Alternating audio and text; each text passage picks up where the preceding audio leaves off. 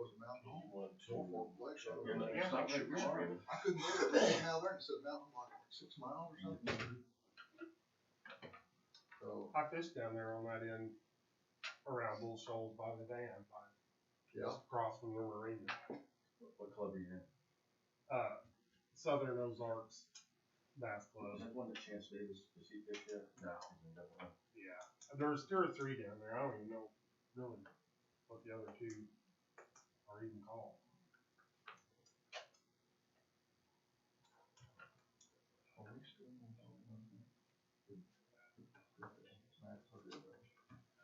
But it's tough fishing right now. No, that's water. When we were at Bull Shoals Friday night, it was 35 feet. And it's around, it's less than 30 at North Fork. It's probably right around. When it gets 30 at North Fork, they have to let water out regardless. What it floods downstream. Norfolk actually hit a record high. Yes, and nobody knows. You know, a couple weeks ago, it actually hit just a little bit above where it did during the 17th flood. Yeah. I mean, we're talking about inches, you know, but it actually, yeah. A friend of mine's dad owns Buzzard Roost Marina down there. I've never been to it, but I've always heard of it.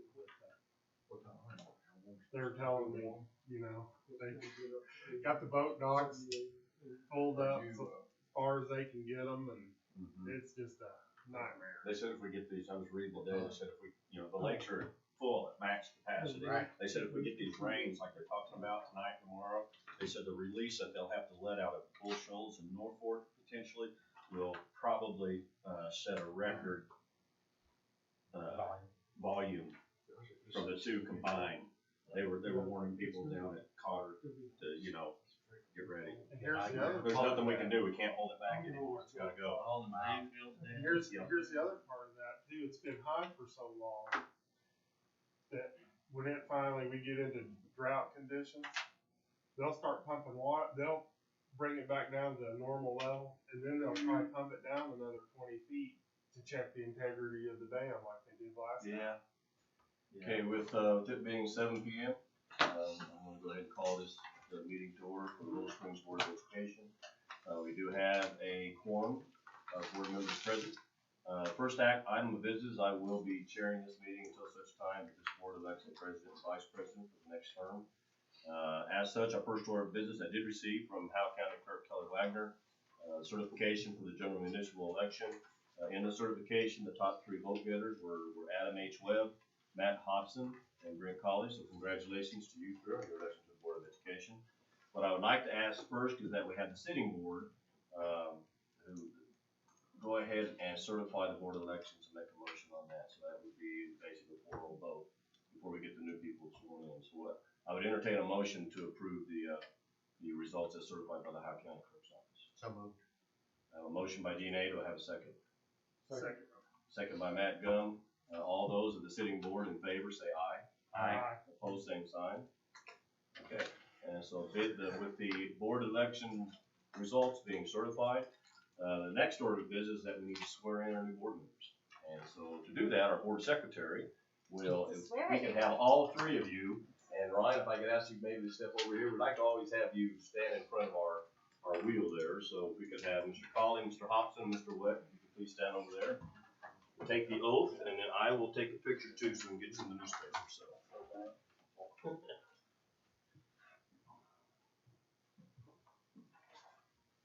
I'm just gonna say 6 feet away. We appreciate it.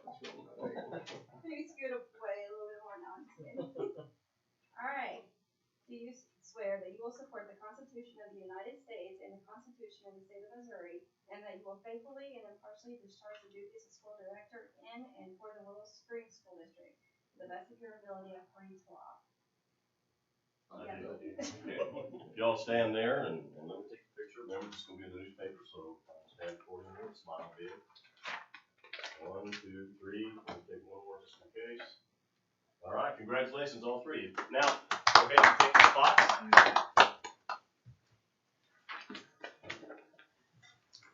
Okay, the next item of business is the reorganization of the board. At this time, I will accept nominations for board president.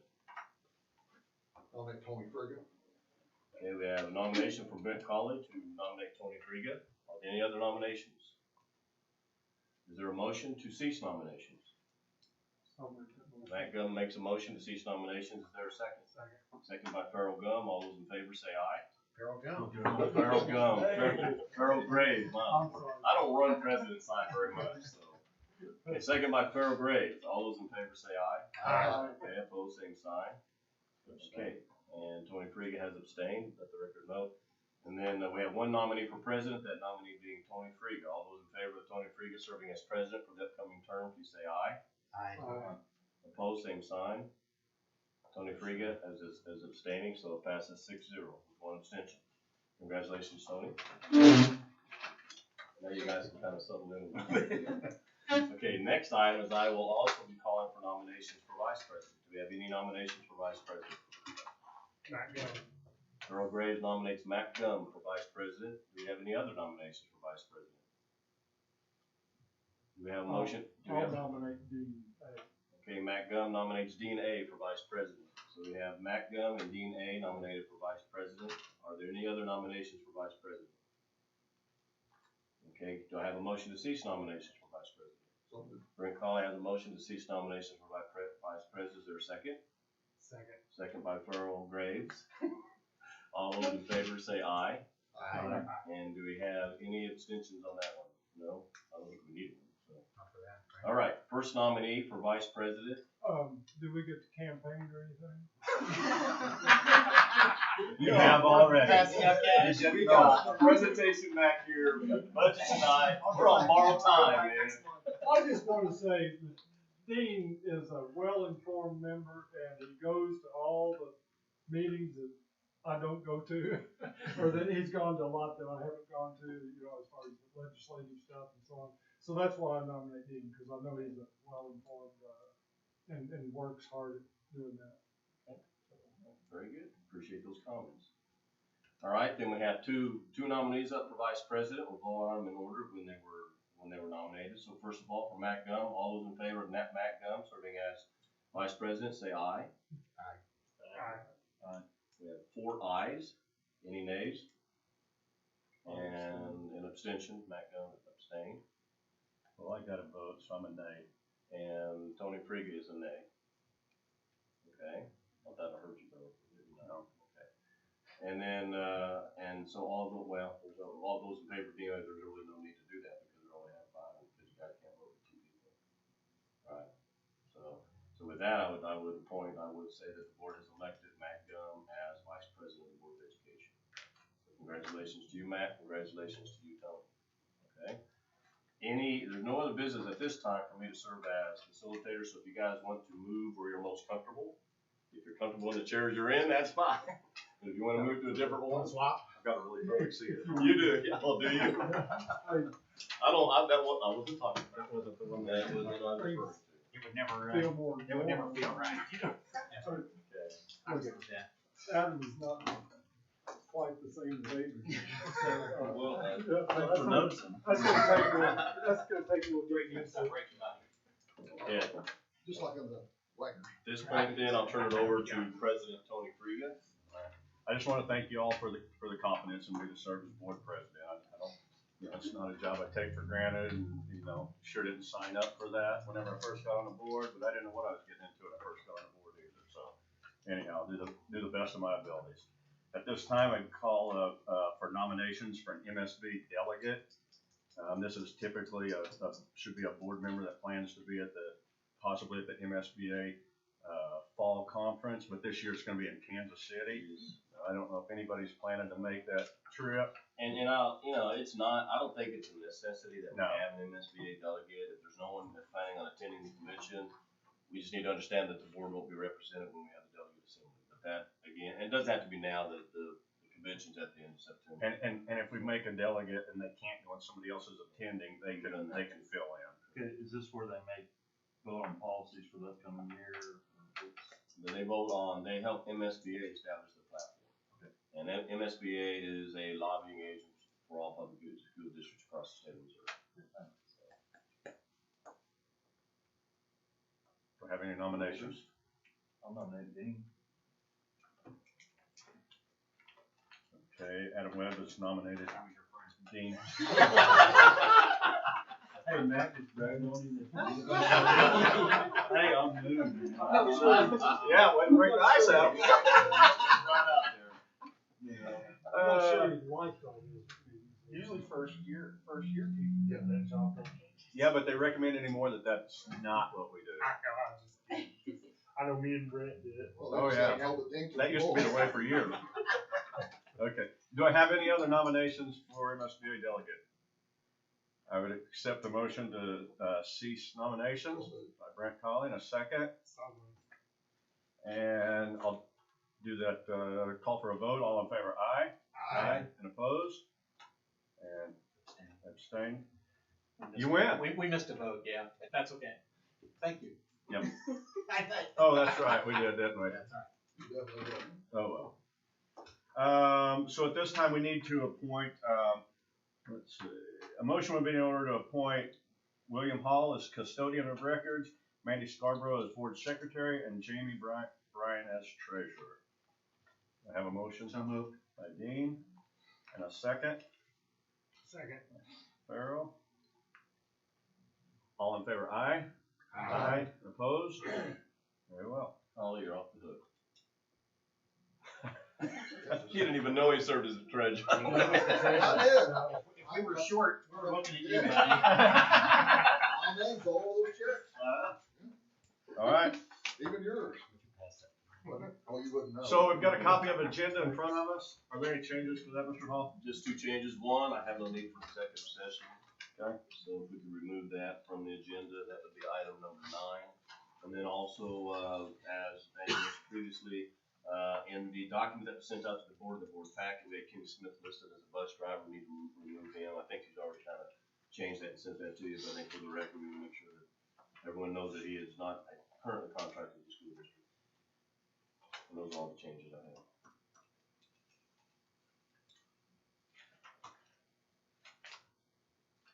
All right, very good. Are there any questions over the consent agenda items? I do have one question that I wasn't able to get to earlier. Check number 29485, $1,500 to the Red Cross for, I assume that's first aid CPR. Yes. Who did we do? That we did, well, we use that now for high school kids, because we have Judy Tilley as a certified instructor, because that's in about a year or so ago to get certified. So now she can actually go, when kids take the class in high school, they can get certified. And so she completes it as a certified, that, in the past, we've had to bring somebody in. And we use Judy to do bus drivers and to do some of our coaches and things. So when did we do it, I guess? That happens during the school year, actually. I'm not sure what semester, I think first and second semester. But I'm pretty sure the cost of that was the cost for the cards and the instruction and the booklets and everything else that we have to have for the kids. I just wondered why it was so delayed. Yeah, Okay. that's a good question. That's, And they may just do an annual billing too. So. that's, I have no more questions. Any other questions on the consent agenda item? If not, I agree. You don't want my No. tea? That's mine. Oh, it's Tony's. If not, I receive a motion to approve, with the 2 modifications. So moved. By Matt, and a second. Second. Any other discussion? All in favor, aye? Aye. And opposed? Very good.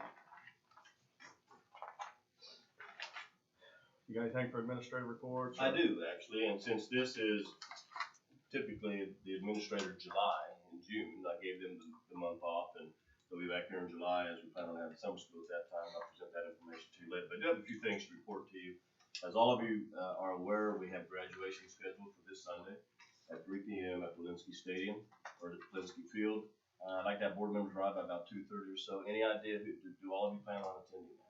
Just for the sake of numbers. I will not be there. You will not be there. Everyone else will be there. When you get off work. Okay, so that's 607. They are in the process of planning that event. They've been working on it for several weeks already. They have another meeting Wednesday morning to finalize everything. We are going to do everything we can to have people respect and honor social distancing. We're doing that with the graduates. Things are obviously going to look different because we're not in Mumford anymore at this time, at least for this year, and so it's just going to be different. You know, one thing that we talked about, I don't know, I hope it isn't as hot as it was this weekend. I think it was 90 or 95 on Sunday afternoon. But I think this would be a good year to kind of modify our progress, maybe just a little bit. I'll second that. Even to the point of, even to the point of, and even if it's just a shirt and a tie, but no jacket, I don't think it's that big of a deal this year, because especially if it's really, really hot outside, because we're all gonna melt if we do that. So, just kind of throwing that out there to you all.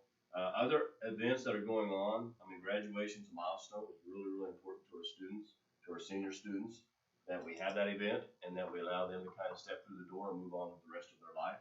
We said from the very beginning, when this started back in March, that graduation was going to be non-negotiable. And we're very, very pleased that we're able to get this event going this Sunday. So, there'll be a lot of guidelines. I know Mr. Spence is working with his team to put together those guidelines, get everything ready, so we make sure we have a really good event on Sunday afternoon. If for some reason, they're not calling for rain right now, they are tonight and tomorrow, but we're hoping by this weekend, it's a nice cool weekend and no rain in sight.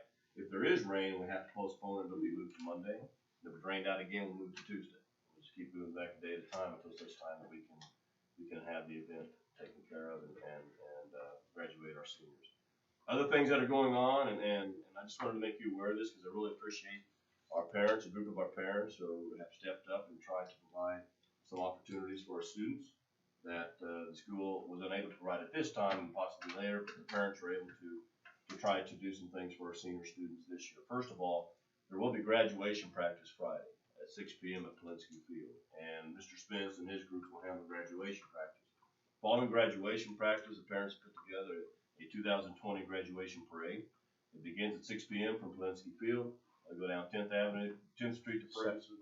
Begins at 7:30. Well, 7:30. Well, the Yeah, graduation practice practice 6. So shortly thereafter, I wouldn't imagine 7:30. And it's just an opportunity for our community to come out and support our seniors. They're going to go from Polinsky to 10th, down through Ferguson, by the football field, and out to Booster. So if you're out and about and you just want to cheer on the kids and let them know that we recognize their accomplishments, and I think that would be a good evening to do that. All right, and so that starts at 7:30-ish, about that time. And then also the parents have put together a 2020 prom. That will be Saturday evening from 8 to 11 at the golf course. And I know, Mandy, you're involved with that committee. I don't know how many, I think there's been about 50 kids so far. I think we have like 60 right now. Okay, so that's a good opportunity for kids to be at least come together one more time before we have graduation on Friday. Again, that's 8 to 11, or graduation on Sunday. Again, that's 8 to 11 Saturday at the golf course. And then also in line with this, on Monday, we have an FFA awards program. Typically, they've had a banquet. Well, they're not going to have a banquet this year. They're just going to have an awards program, and that's going to be at the Polinsky Field as well. And so that begins at 6 p.m. on Monday, June 15th at Polinsky Field. If something happens with graduation, obviously everything gets pushed back a day. Bill, is that for parents and students only this year? I believe so, yes. I believe so. Obviously, we have a lot of work going on. I'll let Ryan with Integrity kind of talk about the LED retrofit that's going on right now within the district. As of Friday, we were 32% completed on all the LED retrofit, and so we're about a third of the way done. Probably a couple more weeks, and we should be there and should be finished before we get to July, which is a good thing.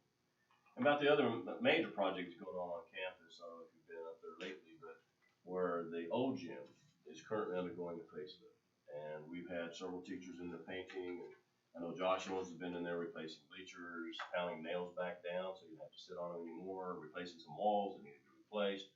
And the ladies down there have been painting. They painted the foyer, they painted both locker rooms. They're now working on the main area. And so it's going to be a completely different facelift by the time we have that finished this summer. And so I really appreciate their efforts and Josh's efforts. And I also got to say, too, Dean was instrumental in getting 2 grants for the school district, one through the school, another through the YMCA, to get us about 40 gallons of paint donated through Wagner's. And so I appreciate that as well. And that's been a lot. It's been very, very good for keeping the cost down on that project. So those are the major issues that are going on right now. I'll be talking about summer school in just a few minutes, but I have a meeting with the summer school committee tomorrow. We're going to continue to talk about what that looks like as we start summer school in July. We are waiting for the governor's announcement. Right now, we're still on phase 1 through June 15th. We're hopeful that the governor will move to phase 2 after that time. We'll loosen things up even further. But I believe that things are opening up more than they were 3 weeks ago. And so things are they're not back to normal yet, but things are changing, back to the way they used to be a little bit, so. And that's all I have. Any questions for Bill? Very good. We're ready to go over our investment grade audit. Sure. I'll let you. You wanna? Which one do you want up Hold first? the presentation up? Yeah, let's do a presentation, yeah, PowerPoint presentation. Get it started there. I just wanna- okay? I just first want to start by saying, and just expressing my gratitude for the lighting project that we're in right now. Mr. Hall mentioned that we're about a third of the way through on that. I had a chance to get up here late afternoon today and walk through the high school and quite a bit of the middle school, which are all done. Middle school's not quite done, but high school's virtually done at this point. And I would encourage you to, to grab Mike or Josh and try to get up there over the next couple of weeks and see it. You'll see, I think there's a team of about 12 that are on campus. So you'll see people split up between the different buildings. They're wearing lime green shirts that say integrity on it. Those are our crews. These are the same crews that we put on major university projects, major hospital projects. They're super professional. Interact with them if you get a chance and you run into them and ask them about what they're doing. And have them show you the buildings a little bit and talk about what they're working on. I would really encourage you to do that. But the comments that I talked to our foreman today, his name is Alan. And the comments that we've been receiving back so far from Mike and Josh and others who have seen it is that they feel like the spaces have gotten brighter. You'll notice that there's a real uniform color, unlike what you see in this room where you have different colored lamps. When you get into the high bay spaces, the gymnasiums, the shelters, things like that, you're going to notice that it's substantially brighter in those spaces as well. So I hope you're as pleased with it as I was when I was able to walk through the building today. And because I saw a little bit of what it was before, and so I got that reference to go back and look at it. But you be the judge of that, and you can tell me if you think differently. I always appreciate hearing your feedback, no matter what it is. But thank you very much for the lighting job. Also, thank you for the opportunity to develop what we call the investment grade audit and show you those results. Of course, for the new board members here, we're going to spend a little bit of time talking about why we went through this. It's been a long process to get to this point. I think we probably started it close to 6 months ago. It was probably January or something. Seems like we've been talking about it for about a year and a half. Yeah, it seems forever. I know, But it seems we're forever out. for sure. We're about there now. The investment grade audit does a couple of things for you, but number one, it's to identify opportunities. Number two is to give you a roadmap to know your way forward. So, Mr. Hall, I would really, because neither Mike nor Josh are here tonight, I really think it'd be great if we had an opportunity to sit down with them for maybe an hour and walk them through the report and make sure they understand everything, because they're probably going to be dealing with it even more than the folks in this room. But I'm going to throw up some slides here. We're going to hit the high levels tonight. Obviously, when you have something that's a 113-page report, we're not going to go through this line by line. But what we are going to do is kind of hit some of the high points and tell you what we ended up on. And then also I want to show you kind of the structure of the report, which Mr. Hall can get you an electronic copy of, and I'm happy to provide any hard copies if you request that of me. But as you go through it, it's going to help provide that roadmap for you to really understand, what the best thing is to move forward. I'll show you what some of my big takeaways were coming out of that. So what we're going to cover here tonight is, especially for the new board members, I threw a little section in here called Paid by Savings. I want you to understand this, how the process and how it works, and how this is what you use when you don't have cash on hand. And we're going to talk about what the results of the IGA were, and then at the end here in this conclusion section, I want to just kind of thumb through the electronic document real quick to kind of show you the structure of that and what's in this 113-page report. But at any time, I'm happy to answer questions, so feel free to interrupt here, and I'm here at your disposal. So let's talk about what it means to be paid for by savings. Some of you have seen this graphic before. I'm going to share this again. But if cash is king in our world for construction, you need to have cash on hand to be able to do projects. When you don't have a bunch of cash on hand, and no schools do, some are in better shape than others when it comes to cash, there are alternative ways to do that. So we've talked about before in great length about the fact that you have a utility spend and a maintenance spend, operational spend right now that you've got waste in your budget. You're setting aside money every year to pay the utility company. Wouldn't it be great if we had a way to be able to tease a little bit of that money out and use it to do capital improvements as opposed to just paying the utility company? And so we can use those savings, which is what you're looking at here. So if we can block 10, 20, 30% off of your annual spend, a portion of that then can get set aside and be used to pay for the project. In the state of Missouri, they limit the savings over a 15-year period for calculations, but you've got excess savings on the top. Now, you may choose to take a bigger bite out of this and do it at a shorter term, and that's what I think you've done here is do a short-term note and then move forward with it. And we really just landed on lighting, but there were some other measures that we looked at as well. So within this, we're really looking at these 4 categories. The utility spend here is pretty easy to understand. I think maintenance is fairly straightforward as well when we're talking about maintenance. As long as we can quantify it through your maintenance logs, we can understand what maintenance is.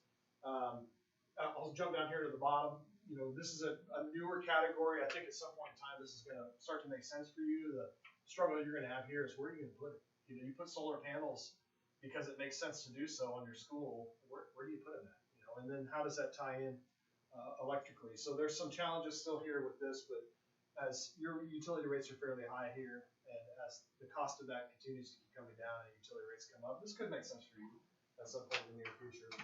The other category here is this thing called capital cost avoidance, and I really don't believe I did a great job of explaining this. So I was thinking about this on the drive down here today about a way to be able to explain this a little bit better. Capital cost avoidance, as it's set up by the state statute, is just a tool, and you can kind of think about it as the example I was thinking of is buying chicken feed. Like you always go to Tractor Supply Company to buy your chicken feed, and you happen to run into your local co-op and you notice that they've got a buy one get one deal going on, and you're not really needing more chicken feed at the time, but it's quite a deal. You know, you're getting a second bag when you buy just one bag, and so maybe you decide to go ahead and pull the trigger on that. And that's a lot about what this capital cost avoidance is about. If somebody were to say, hey, if you give me 25 cents, I'm going to give you $1, you take that deal. And that's really what's happening here is that capital cost avoidance is a way to be able to make up that gap without bringing extra upfront capital. Like you could bring extra capital to the project in order to get this savings. And so if you're going to go buy a new HVAC unit, maybe you get half of that unit paid for out of this stuff.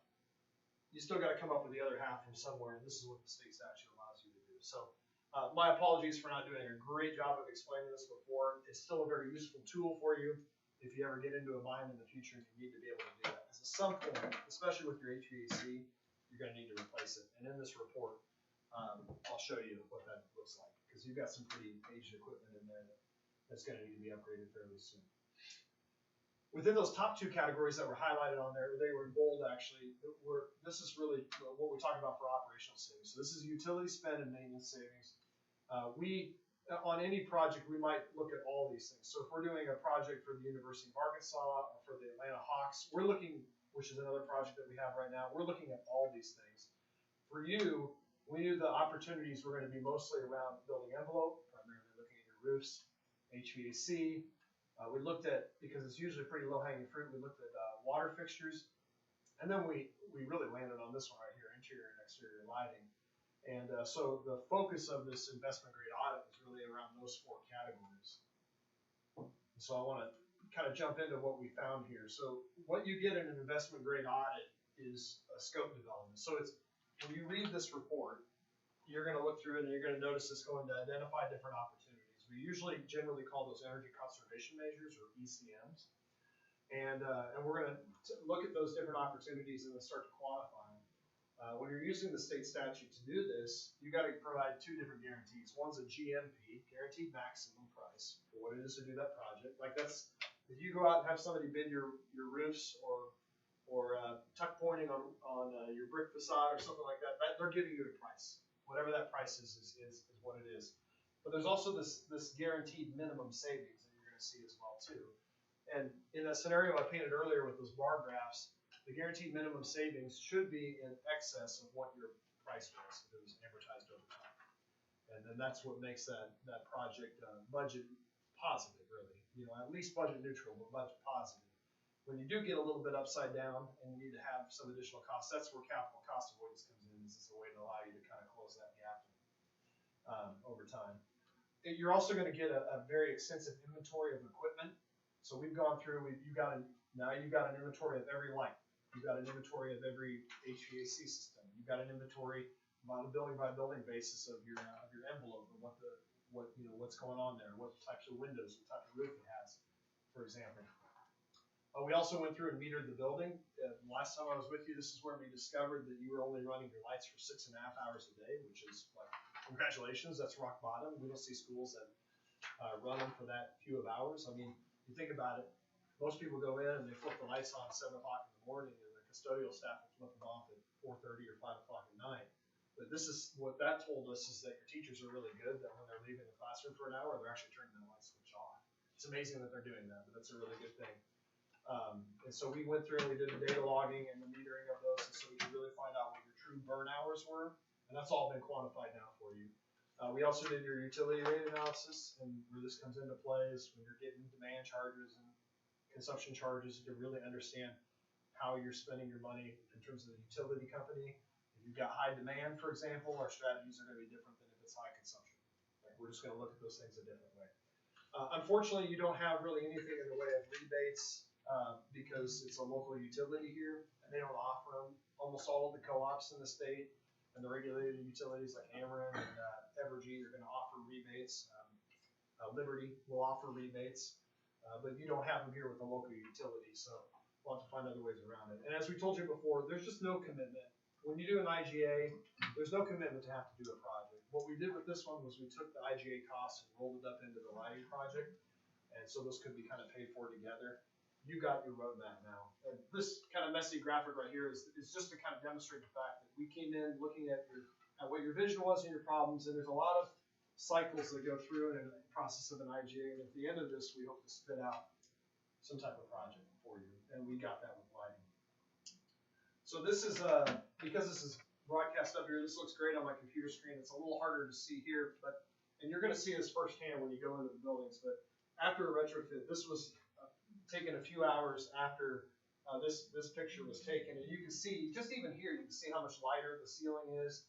You see how much more the reds are popping. You've got better quality light here and down here. You can see how much more bright the spaces are. They're really coming alive, and this is what you should expect to see when you get through the buildings. And so I hope you'll have the same experience here too. But so this is the one ECM that we landed on. Again, that stands for Energy Conservation Measure, LED lighting, and we'll soon be done with that. And you'll start to experience these savings. I threw this graphic back in here because I wanted to show you, we've got some really great cost advantages here. And I told Mr. Hall this, but we're buying containers full of lights right now because we're doing major projects I mentioned the University of Arkansas, that's one of them. It really gives us some great cost advantages. But one of our biggest advantages is that we can cut out three layers of middlemen in our process. So our lights come directly from the factory. They actually pass through our warehouse in North Little Rock, and then they come to you. And so you're cutting out all these markups along the way. And what we often find is that for the type of lights that we're putting in your building, which are really good lights, that we can buy and install them for what you can go to your electrical contractor and get it ordered for. You know, like that before they even put their labor into it, what they're buying it for. That's what I'm saying from the wholesaler. So just kind of digging down a little bit more into this ECM. In this report, you're going to have all of the calculations for how we came through in terms of the math of this, and so you can really dig into it. When you add the cost of the lighting project, the investment grade audit, there's a small little taps fee in there for procurement. When you add all that up, that's the number that we settled on. This number originally here, these numbers together originally were, I think, in excess of 50,000. We lowered those once we actually metered the buildings and found out that you weren't burning them for as long as we had originally anticipated. And no capital cost avoidance here, and that gives you an annual savings of $37,000. And so that's going to pay back over time. I didn't get an update from you, and I meant to ask you about this last week and forgot, but you probably got some new schedules from LJ when we gave the new pricing, and I was looking through my emails over the weekend, and I have your old stuff, so I didn't have that, so I just put this in here as if it was a cash project, but in reality, how many years did you stretch this out for? 5? So in reality, you're going to divide this up over 5 years, and these are going to look a little different over here, but what this is showing is these are those safe. There's that $37,000 number that we just looked at, and then it escalates a little over time, you know, a couple of percentage points over time. And at the end of it, you're going to be left with, over 15 years, you're going to be save about $700,000 with this new lighting solution. It did cost you $200,000, so that's a difference of about $500,000. You know, this, we say it costs you this. This is more than just the lighting again. This includes the investment grade audit in it. So it really would have been about a 4-year payback if you take out that investment grade audit, but we're looking at right around 5 years by including everything together. So it's a pretty quick payback on this system. Any questions at this point before I move on? I also want to show you what we pulled out. So omitted measures, for those of you who have been at the last board meeting that I was at, and Parker Higgs and others were here to describe what we had found in terms of results of the audit. I just want to recap this again. So there were 3 other omitted measures that were energy conservation, and there was one other that was, I would just call it more of an educational opportunity that we looked at with you, that would kind of dovetail in nicely with this. This is one that I really think you need to consider. This is not all that attractive at 13.6 years, but this cost right here, when you think about this cost, this involves both materials and labor, and it's got the measurement and verification markup that's required by the state statute. So in reality, this number, if you just went out and bought the materials yourself, this number would be significantly less. And because your maintenance staff now isn't changing out ballasts, they're not relamping fixtures where the lights are burning out, and they will have to do that. They're going to have some, you know, they probably don't have a lot of extra time on their hand right now, but if they had any extra time whatsoever, they could be redeployed to installing this, and you're probably looking at something that I think will settle out closer to the 5-year payback range for you. Sorry, where are we installing? This is, I didn't explain that. Good question. These are water conservation fixtures. So just like with lighting, how that's energy conservation. So this is putting, like it might be as simple as just putting aerators onto your faucets. Or in this report, you'll see there's a pretty extensive section in here called pedal valves, and you'll have, and they've gone through and actually, we had them come in and go through and like look at all the different flows of it. So if you have a toilet, for example, that is, you know, prior to the Energy Policy Act of 1992, you could put in a 3.5 gallon flush toilet. Well, now you can't even buy those anymore. Their maximum is 1.6.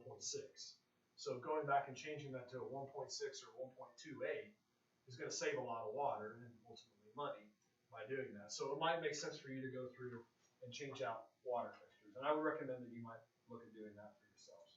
Because I still think this opportunity is going to be good for you if you back this cost out. Because you're going to save, you know, roughly $5,000 a year, and you're not going to want to do all this at once. You can kind of do it as you go along. You know, I'm reading through that portion of the IGA here, it talks about that based on the historical water and utility bills, the school district annual water and sewage bills were remarkably low compared to school districts of similar size.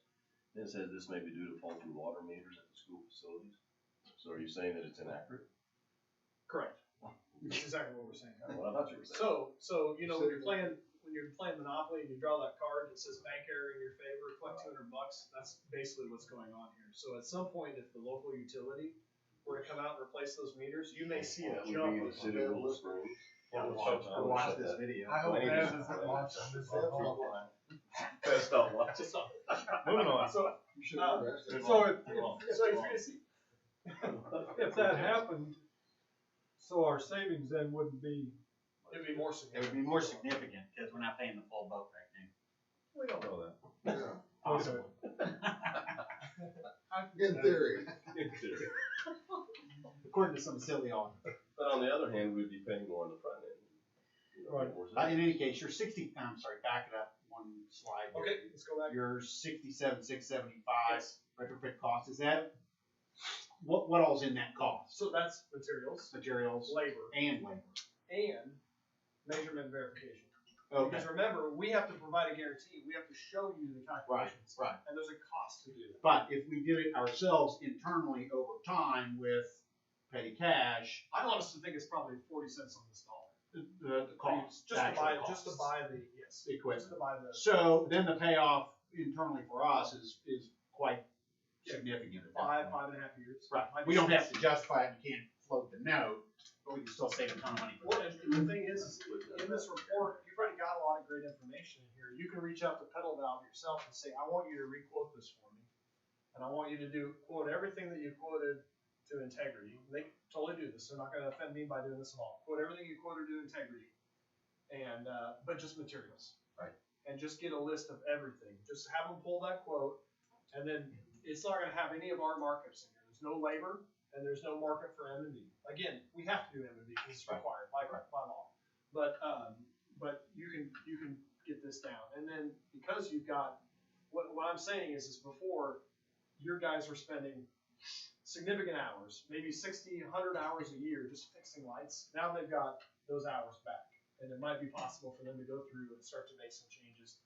And to do this update yourself. I'd really like to see you do this, because I think this is a good opportunity for you. Makes good sense. So the other thing is that your rates here are relatively low.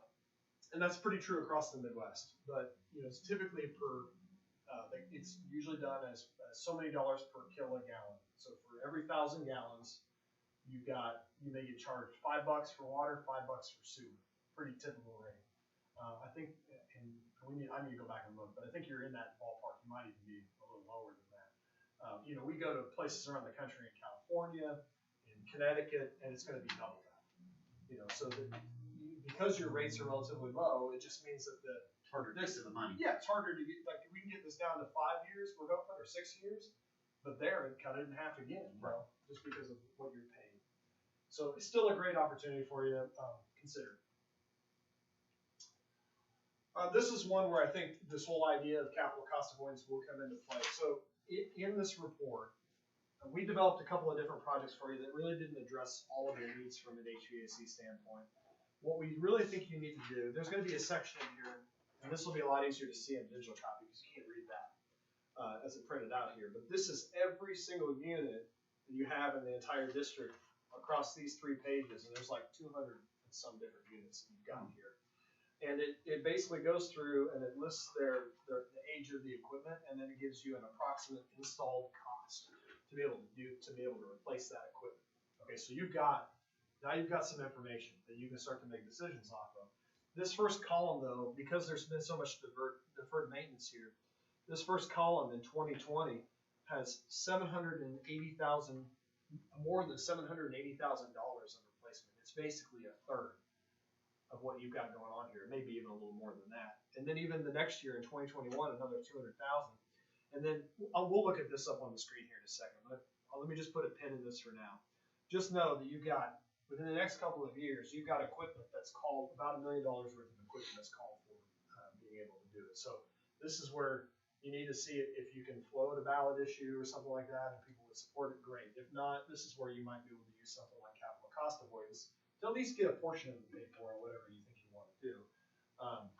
And what's kind of cool about this is in these later years, this number starts to drop down to 26,000, 64,000. You've got numbers in here. There's only 8,000. There's some years coming up in the future where you're going to have a pretty low spend if you address these other things up front here now. And that's going to be easily covered by the savings from your lights in some of the future years, because you're saving $50,000 a year. You put that money aside and just create a kitty with it. You're setting yourself up for future success. But that $50,000 a year isn't going to make a dent in what you need to do right now. You've got some pretty significant things. So if you see here, over that $780,000, your current spend right now is this on an annual basis. If we go and replace all of that equipment that's at the end of its life, it's also very inefficient, you're going to save about almost $23,000. And if you divide that out by that 780, you'll see that you come up with about 34 years, right? So the equipment only lasts 20 years. So you're kind of upside down in the math, but you still are going to have that equipment replaced at some point. So this is a prime example of where it's kind of a buy one, get one, kind of a BOGO coupon, because it takes 34 years. Well, you're going to get half the system paid for just by being able through energy savings, and you can start to count on that. So however you choose to do that, this is just something that you need to have as a consideration, because you still got to do something about this. We don't know what it's going to be yet, but there's going to be something that needs to be done there. And we also looked at envelope. You'll recall we looked at different roofs. You've got a pretty good roof schedule. You're working with a contractor that you like and you trust right now. The trouble we have with roofs is that we really can't quantify energy savings very well for roofs. There is some, but it's pretty negligible. Usually where that comes out is in maintenance. When a roof gets old enough it's like your car. You can drive until the wheels fall off, but maybe at some point where your monthly bill to get it fixed is higher than what it would cost to go buy a new car and get a loan on it. That's what we're looking for. We're not there yet with most of these roofs, and so a lot of this was put into capital cost avoidance number, and then these numbers kind of came out, and it just takes time to take us back. So this wasn't one of your stronger opportunities, but it's also something that you need to get a good roof over the kids' heads. So just like the HVAC issues, that you're going to be fixing them as they break, you're going to be fixing these as they leak. And that's kind of where you're at with it right now. So two big issues. I wish we could have found a way to help you with that more. As we discussed last time we were here, the state statute only allows us to count savings for 15 years. If we would have had 20 years like we do in most other states, it would have fit the projects that we had. But as it stood, we had to do some capital cost avoidance, and you didn't have the appetite for that, and that's totally fine. But that's where we were at with that, like 20%, 30% capital cost avoidance in order to make those things go. And then the last thing we looked at with you was if we were going to reduce more than just lighting, if we were going to do some things, we could start to build some STEM education into this. And a lot of schools do choose to do this because STEM careers are pretty big. I can tell you, we hire electricians like crazy. You've got 12 of them on your campus right now. And there's a lot of these jobs that are going to be out there. And they're not all jobs like mine where, I had to go get a 4-year degree. A lot of them are going to be jobs that are in trades, and so there's a lot of education for the types of things that we do that it's good to be able to expose the students to. So we looked at this as well, and we ended up omitting it at the end of the day because it was an extra cost, but these opportunities are out there to look at, and even maybe it's something you would even entertain going and looking at yourselves and just learning a little bit more about what kind of online resources you can find around that, expose the students to. I'll take just a quick pause here, and then I need to break out of this and actually go to that file so I can kind of show them how to set up. I'll spend about 5 minutes with you here, and then feel free to ask me any questions that you have. And I don't know here if I can. I think you can do it. You might have to just sit here and do it. I can do it like this. It looks like. Okay. Yeah. Is it gonna get you where you wanna go though? I think so. It'll be okay. Obviously, we're not going to be. I may have you jump forward here a little bit. Just so you understand how it's laid out, we've got an executive summary up front. I would encourage all of you to read that at minimum. We go through a section here that talks about what we saw when we came out here doing our investment grade audit. And then we broke it down into sections. You've got lighting in there. We go through this section on that gives a summary of the buildings and what's going on there in terms of the savings, but also the useful life. So this is where you're going to run into those tables I was talking about earlier, like what you saw right here. And that's equipment in those buildings. All that's right. Okay. We just talked through this section right here, so there's more detail in there, but was that you? Then go through it again, and then we get into. I think for Josh and for Mike, they're gonna have a heyday with these appendices because it's really gonna start to establish for them what they've got, but also where they need to go next. So here's your lighting room by room inventory. You'll know every light that you've got in here after we get done with it. And we already talked about this pedal valve issue here, so that'll help you if you decide you're going to go down the road and want to start changing out valves and aerators and things like that. You're going to have a section here that's going to help you with that. HVAC data, unlike before where it was going through the useful life, you'll actually have a section back in here that lists it by building, what's on there, who the manufacturer was, model number, serial number, what it is. You've got all that information now in that document, and it's there for your use. And then the same thing with the envelope.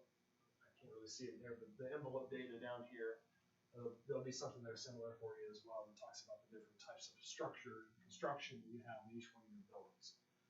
So that's how the report is laid out. I'm going to jump forward here. In fact, I might have you help me with this, Mr. Hall. Just scroll down to section 4, I believe it is.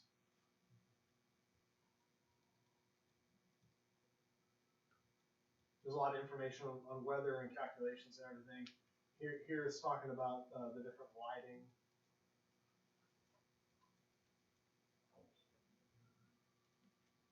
I think you got a little ways to go. Yeah, keep going. You'll notice it'll change format here. It'll go to landscape view here pretty quick. There it is, I think. Is that what what you want. No, yeah, it's in this section, but keep going down. Keep going down, yeah.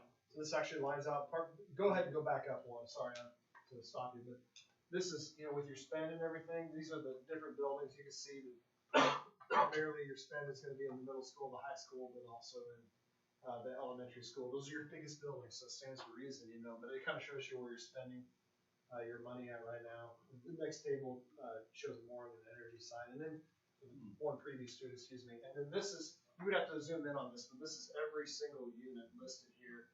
And then again, you got your serial numbers, your model numbers. It gives its life, its expected life. It's going to compare that then. And this is the 2020 column, and then it's 2021, 2, 3, 4, all the way up 15 years. And so it starts to line out when those units are expected to be replaced.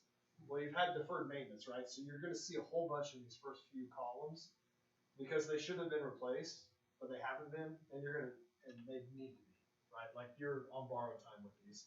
And I'm not saying they can't last another 5 years. In many cases, they probably could, but you're going to get down 5 years from now. So at some point, they're going to go out on you, and then you're going to be doing some emergency budgeting. So as a board, I would really encourage you to try to tackle this and figure out what you're going to do about this. And maybe there's some way to be able to handle that from a cost standpoint, because it's not insignificant. As I mentioned earlier, it's $780,000 a year just coming up with that kind of cash out of your cash cushion. So we get it. That's something you want to look at though, and it's there for you. And then if you want to, just real quick, Mr. Hall, just kind of scroll very quickly through the rest of the document, and I might tell you to stop here coming up in a couple of places. So this section right here that we were in was the omitted measures. It gives a little more description. Here's every light in every building in the district that we went through and audited. It's all in there. I found out today actually that there's probably just a handful of lights that are missing, that we missed them on the audit. They've already been replaced. Took some pictures of them. We told you we were going to do all your buildings, and so we've got extra stock that we put in for you because we want to make sure it's covered. So they actually probably aren't in that chart because they were missed on the audit, but they're there. Here's the stuff on pedal valve, which again is going to help describe what you can do if you choose to do that project by yourself and get a little more savings out of it. Fun stuff, right? Porcelain. Yeah. But it's all in there, and it's available for yourselves and for your staff. And then right here, this is the section on, so unlike the section before, which really had a lot of the same information and put costs in it, this is just a more simplified table that gives all of the different units and where they're at. So you've got to, I can actually export this out to you in a Word document or something. You can pull it back if Mike wants to do it. You can pull it back into an Excel file, whatever you want to do. But all this information's there. He has some of this already on HVAC. And then at the very bottom in the appendix here is envelope. So this is a description on every single building of what you got. And some of you, I mean, if you're Mike Bailey, you kind of know what this is already because you spend all your time in these buildings. But I think it's just good information for you to kind of review, and you can tell what the different construction types are for the district too. All right, so let me stop there because I don't want to take too much more of your time. And just again say thank you for the opportunity to come and present this. I would like to spend some time with Mike and Josh on this as well and help them understand everything that's in here in a little more detail. Do you have any questions for me? Ryan, first of all, thank you for coming in and taking us through this. I appreciate your time on that. Second of all, I'm gonna have to have a hard copy. Sure. Yeah. So I can mail you one that's gonna be a little more professional than that. That's yours. And if anyone else would either like a copy, or I can send you an email copy of it as well. I've got a copy here. Well, just email all of us once, but Okay. And I'd love to hear from you if you have any questions on it. So any of you actually. So this is one of the things that I really always enjoy about this job is it's a chance for me to help you out. And I mean that sincerely. Like if there's something that you're struggling with to understand in this document because it's written in too much engineering language, let me know. We'll talk about it. Well, I don't think this, obviously I'm planning to pass through here many more times as I kind of work this area of the state quite a bit. So I'll be dropping in on you, Mr. Hall, and Mike and Josh. And for the rest of you, I hope I get a chance to come and see you again sometime soon. It's been, I don't know, you said a year and a half, but maybe it's been about that long. Seems like a year now. I would say it's been at least. I think it's been a year, 1 of the years. thanks for letting us come in. I know Dr. Wheeler, who often accompanies me, he's not really traveling right now, being at higher risk, so he would say the same thing if he was here. So we appreciate your business and your attention to this, and really happy that we can come in and work with you. So thank you. Thank you. Thank you, I appreciate it. You got a track home now. Yep. Head back to Kansas City. So stay dry. Sounds like you got some weather coming in. Yeah. All right, thank you. Thank you. Any questions, comments, or remarks on that before we move on? Very good. Mr. Taylor, I think you're up. We're gonna have a final report on the Healthy Schools, Healthy Communities grant. Okay. Now, having been a prior three-term board member in another district, I'm not gonna take as long as Ryan. And extend this out in the month of June here, so, everyone got a pretty thick packet of stuff there. And really, that's just something that you can take and look at, because that's history. That stuff has already been done. But what I'm gonna do tonight is, we're gonna go back through, I'm gonna remind everyone, or maybe even inform everyone, who the Missouri Foundation for Health was, the Healthy Schools, Healthy Communities Initiative, how it got here, a little bit of review of what has taken place over the course of the last 5 years, and then what's next, what's the future hold. So, just quick about the Missouri Foundation for Health, who funded this initiative. They were formed late 90s, a conversion foundation, initially funded with Anthem Blue Cross Blue Shield of Missouri money. When they were converting from nonprofit to profit, Missouri Attorney General steps in. They are forced to create this grant foundation, which, as you can see, if you look at about page 6 of that, if you get there, that will show you the area of the state in which they cover. That northwest third is covered by a grant foundation out of Kansas City. And so within there, you can see all the schools that have been involved with this initiative, starting with the cohort ones, where I was at, with Kabul for those 2 years prior to coming here. So their foundation does different types of work, not just this initiative, but they have multiples. And if you went to their website, you could see all their current listings of all their initiatives that they have going on right now. So this initiative, which is more defined as helping our children grow up at a healthy weight. That came to this area initially at Kabul because the Missouri Foundation for Health funded the walking trail that's there at the Montgomery Lake and everything there. Good working relationship with the city of Kabul. They're getting ready to start this initiative. They approach the school district. Would you like to be a part of this?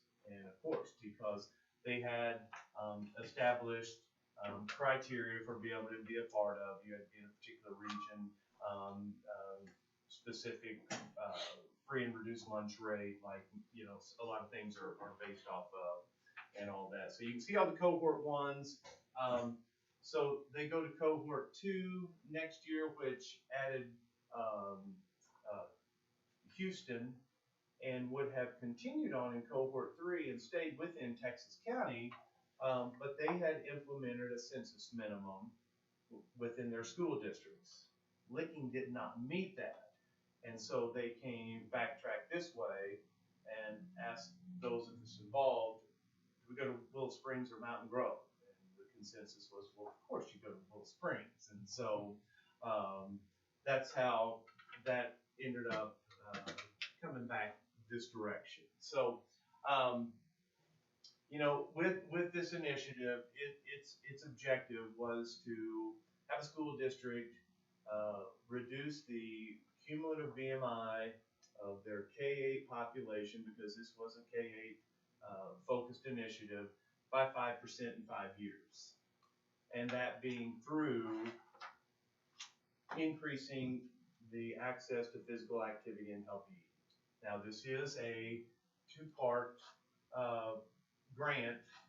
There was, our schools were referred to as the schools as the hub, and then there was the, community component of that, which, locally, Free to Car's been, has played that role with the, as a community wellness coordinator, with the city partner being the city of Little Springs. And so the working mechanics of this, as far as how it played out. So they provided the funding. There was technical support from the Alliance for a Healthier Generation on the school side.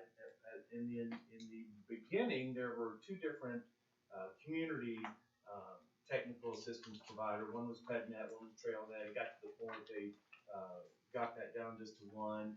You had a communications firm, GMMB, who helped with a lot of the different media promotions and other things that took place within this. And then the data collection and analysis initially took place with a company out of Boston called John Snow. After year 2, something happened, and I've never been at no two. It would have been about the 4th year into it. Something happened there, and they took on the University of Kansas then as the data collection facility there. And those are the people who produced this most recent annual report that you have there. So our district's grant was a total of $538,000 and change, and that all those funds came from it funding a full-time district wellness coordinator, which most school districts have never had. And wellness is not new in schools. It started in 2006 when any school districts that were a part of the National Schools Lunch Program were required to have someone on staff designated as the district wellness coordinator, to have a wellness committee, and to meet a minimum of 4 times a year. So not new, and couldn't tell you if any ever had a full-time district wellness coordinator, but someone's played that role. Typically, it's been a school nurse, it's been the director of food services, whomever was appointed in that position to do that. The objective here was to put someone in this position for 5 years, take the funding that was provided there for us, and that was based off your K-8 census, and it was a per student amount over that time. So we ended up, based on the year that the application was submitted, that came to a total of a little over $164,000 as far as our implementation funds for what we wanted to do in each year's action plans.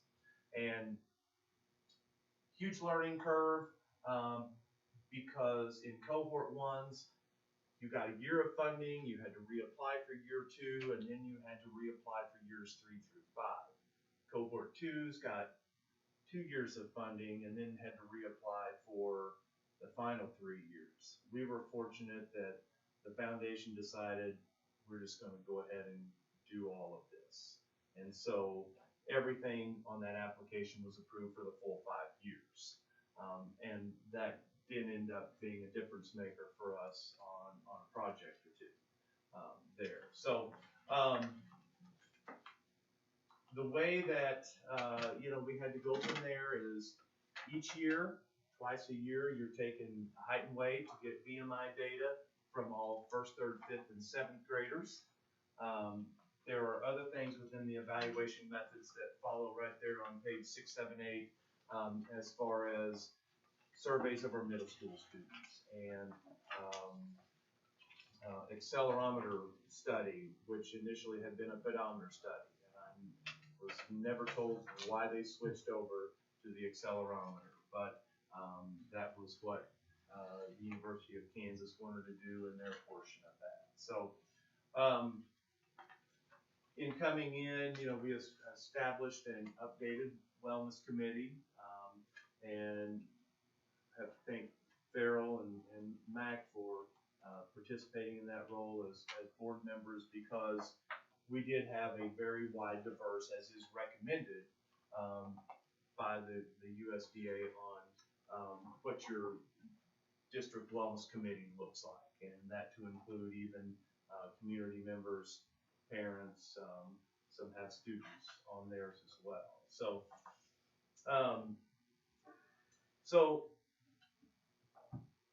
let me stop real quick. Questions? Okay. So, anyway, here we are, 5 years into this. You've seen the action plans. I just went ahead and got all those to you so you could look at, hey, here's what we did every year with this funding. And again, year one was a big project to do up there on the middle school, because when Derek hired me, he said, I need you to put something up here for our middle school students. And so that was a big change, but because of the price ticket on that, if we hadn't had those multiple years of funds, we couldn't have done as much of a project as what we did there. And that was kind of a hamstring, in previously being at Kabul and being limited in what funds were available there, as far as what you could do with that funding. So that was great to have. And then you fast forward, we did write that grant through the Department of Natural Resources, and got that $39,000 grant to surface the area, triangular shaped area, which had used to be a tennis court at one time back in the day, just adjacent to the old gym. And so basically those are the working mechanics of how this took place, and those were the action plans that we did from that point. So did we meet our objective? And that was to reduce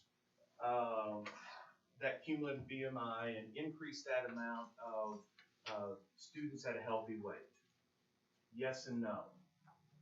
Now, I say no because if you look at, for up to, this year's evaluation summary, it doesn't show that. But if you will look at year one in 2015, if you will look at, there is a very skewed amount, and sorry about that. Let me take you to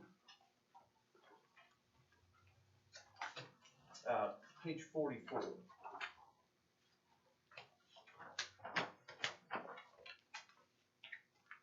So if you look at the percentage of students at a healthy weight in the first grade in 2015, it was way off the charts. And I cannot explain that, because multiple times we went back through and looked at our information. Was something calculated wrong and all that? They were just exceptional. Because then if you fast forward to when they would have been in the third grade, things basically leveled out. But as you can see through that graph, there was an overall upward trend of that. So if you take out, and so I have them, you have a document in there that was produced by the University of Kansas. It's a single sheet that's in there. Because I asked them, because obviously we can skew data however we want to, but in that case, it really skewed our data. So I asked them to eliminate that first grade from that year. And so what we would do, we have looked at like from then. And yes, based on doing that, we did meet that objective in that manner. So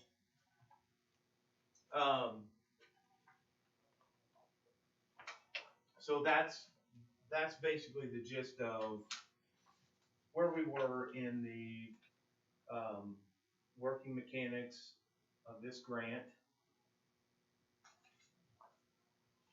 And so I guess the question is then, so where do we go from here? Well, obviously, wellness policy doesn't go away, because that's been required to be around since then. There was an update that last took place that was required in 2017, based on the final rule of the 2010 Healthy Hunger Free Kids Act. And so everything there, obviously can easily be reviewed within your policies, there. And then, so what'll happen now, because this is the end of, this funding, the fiscal year on this will end July 31st. It was a month off in the beginning. The foundation had it off 2 months. It started September 1. They realized, oh, we can't do that because school's already started. So they backed that up. So fiscal year's off a month on the grant versus what a school district fiscal year is. And so what's going to happen, there's a final report that I'll submit, because every 6 months there's been an interim report, an interim financial report that has taken place, that has been submitted. I'm working on the final report, and I'll have it finished, and I'm going to sit down with Jamie and be able to spend some time so she knows how to finish up that last financial report and submit at one time all the required documentation that they want there. Because the way this has been structured is the district has gotten deposits from them intermittently, the way it was set out in the budget narrative. And the final 5% is held until receival and approval of that final report.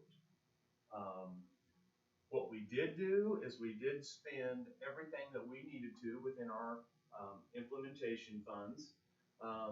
The only thing that we came up deficit on primarily was in the travel fund.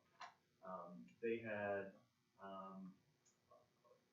almost an exceptional amount of money in there because it was designed to be able to provide some out-of-state travel for the wellness coordinator, PE teachers, administrators, whomever in the district that could travel and go to conferences and get them out of state, national conferences, things of that nature, that were appropriate for what we were working on in regards to wellness. And so at last calculation, we were just at about just under $12,000, I think, that we were going to have left over.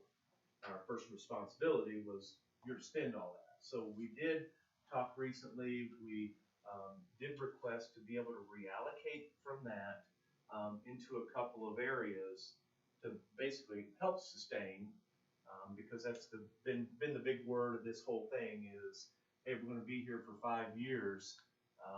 During that time, please work on how the sustainability of this effort is going to take place. And so anyway, with that request, we've talked about these the bottle filling stations that we put in, those filters that are in them. They're not cheap, and so we put in a request for about $2,600 that would carry us about 8 years on that, because they're like $50 a piece, and so 6 of them throughout the district. They've been lasting about a year's time. So that helped offset some costs there over time for Josh to replace those as those become necessary. And the other thing is from this year's funding, we did the expansion in the hydroponics over in the ag department. And the intent there to be an in-house field trip, and even to be able to grow enough produce that it would actually come into the cafeteria. So students able to go over there, see the process, and it'd actually be a complete farm-to-table cycle right here, on campus. And so we've requested another amount there to help them fund supplies for possibly even up to 5 years, at which point they think that they'll be able to do enough sales and stuff to make themselves self-sustaining after that, because they were talking about $1,500 a year in necessary supplies that they would need to do the growing that they would do over there. And so I'm waiting to hear back from the foundation on approval or not on that, and we'll find out what they say. It's been exceptional, obviously. So many conferences being canceled and because of the Rona, and so we were far from the only school district that had difficulty spending their funds, and not just this year, but previous cohorts. That was a struggle for many to get people to take advantage and go on some of those trips and get that travel fund spent down. So, and so what's going to happen then? Obviously, myself will be absent, and so someone within the district, whomever that's decided to be, will need to be listed as the district wellness coordinator. But there are 4 other people listed in board policy that was recommended by the USDA when we were doing that update in 2017, and that was to make your superintendent and any building principals co-directors of wellness, because that was the thing of you need to have someone in position of authority listed as that director, so you could make sure that, you know, things were being done appropriately and by policy within those, because I think their thought was if it's someone else, it maybe doesn't take place all the time. So, and then, so they'll still just abide by what that policy is there, and still continue to have a wellness committee, meet at least those 4 times a year, and continue on with that in the hopes that we continue to build on this base that we've done here for the last 5 years. My hope is that I am leaving behind enough resources that we have, you know, come into contact with over these last 5 years, and that includes a relationship that we established at Missouri State. They have a graduate program in health promotion and community wellness, and we've had a previous student of theirs who worked on a project that we did some presentations for staff members, and Dr. Novick, who's up there over that department, which we just talked, and they're in the middle of some reorganization, but that relationship is still there and still be one of many opportunities to have future students there be able to do, 1, projects that help them, and 2, projects that help us be able to do whatever that may be at the time. Could be student, could be staff based, as far as that goes. So that's a fair amount in not as short a time as I intended. What I can tell you in going out is that feedback from all the TA providers, specifically Terry Atterbury with the Alliance for Healthier Generation, and Paula Ballou and others at the Missouri Foundation who funded this district to be able to do this and be a part of this initiative. Very pleased with how we spent their money over the course of this past 5 years. And, you know, I individually and we as a district got some different accolades over over the years at our annual convening that was held and at other times. So I'm going to be leaving on a good note, knowing that I left behind some great environmental changes here that again can be built upon. Just as a couple follow-ups to several of Jim's comments, I haven't yet determined who the new district wellness coordinator will be. I'm still making that decision. I'll bring that to the board for consideration either in July or August after I've made that designation, that appointment.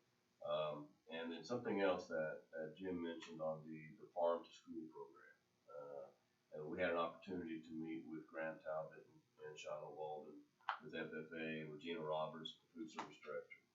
And, you know, we went through the greenhouse and the ag shop several years ago, but they've really upped their game since then. And I think it would be something at some point in time that we do that again as a board, because I mean, they've really got some really good things going on in hydroponics, but just what they're doing with their vegetable production, plant production is really pretty phenomenal. But we sat down and we looked at all the things it could offer us, and it could offer the food service program, and it would save the district money by having them produce it as opposed to buying it retail. You know, and the whole question was, could they produce enough? We're not talking 100%, but could they produce enough to really have some significant savings? And they felt they could, based on the cost that they had. And I think once you have a chance to go up there and see what they're doing, you'd be pretty amazed. Because they, you know, obviously we haven't done it yet. I think we plan on starting this upcoming year. But they can do it all in cycles in that greenhouse. And I know Regina was very, very impressed with what they had to offer. And obviously we will make sure that the quality stays high. That's most important. But if we never get to the point that our FFA program can help produce vegetables for our food service department, the same vegetables that our kids eat every day, I mean, that would be a really good thing. It would save the district money as well. So we're looking into that. Part of the MFH funds could help support that with the holdover funds, the carryover funds that we left have remaining. But that is also a good program that we can move forward with. What was was it the Bronze Award or something? Yes. What was that? There is 3 levels of recognition that you can get based on the annual assessment that you do, and I kind of missed that within a little bit there. Every year, we were required to use the Alliance for Healthier Generations Healthy Schools program, and so you individually, building-wise, assess, and there's multiple areas within that, and to meet a certain level of criterion in that qualified you for that bronze recognition. And that's good for 2 years. But we got that for both elementary and middle school, had qualified last year, so we got that, and that's actually good for 2 years now, and so we'll be receiving those banners that you get from that and the advertisement that you get from it as well. And I think it had been 2011 maybe was the last time when Coach Rhodes was here, and she worked on that and got the elementary qualified then. But so yeah, obviously I guess next step would be silver, and gold is awful tough, but there was a school in Missouri that was a part of the Healthy Schools, Healthy Communities program that was a gold school in St. Louis. First one ever. Yeah. Now with this 5-year term thing, you know, is that just once in a lifetime opportunity, or can you go down the road and say skip 4 or 5 years, reapply again, or don't know. That was the Grant Foundation's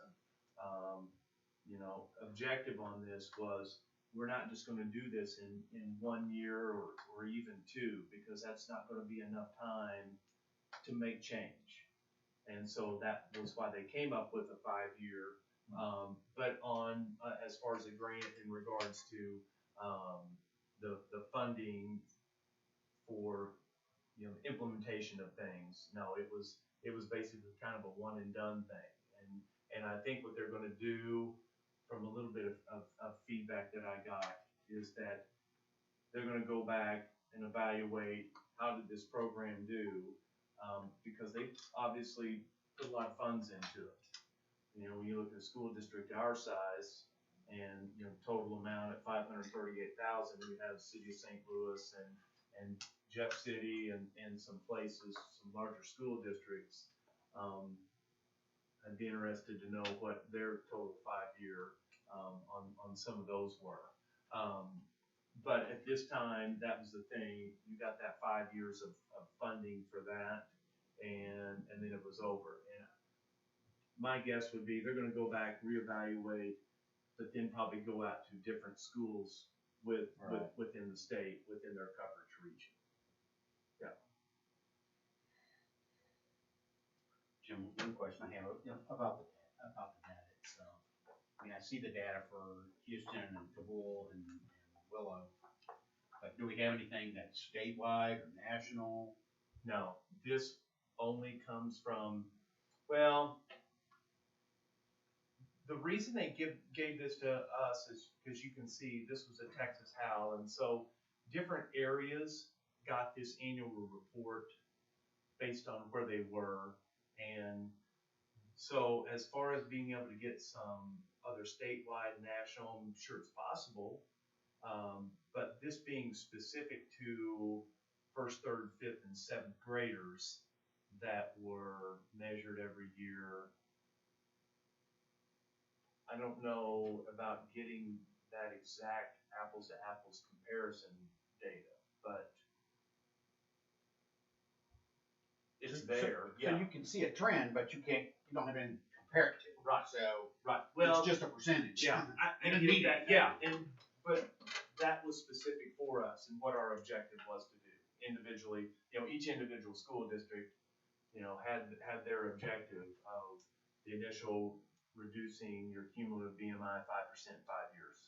Right, but without knowing what the national result was or the state result or whatever the biggest number they come up with is, you don't have anything really to compare yourself to. Yeah. Right?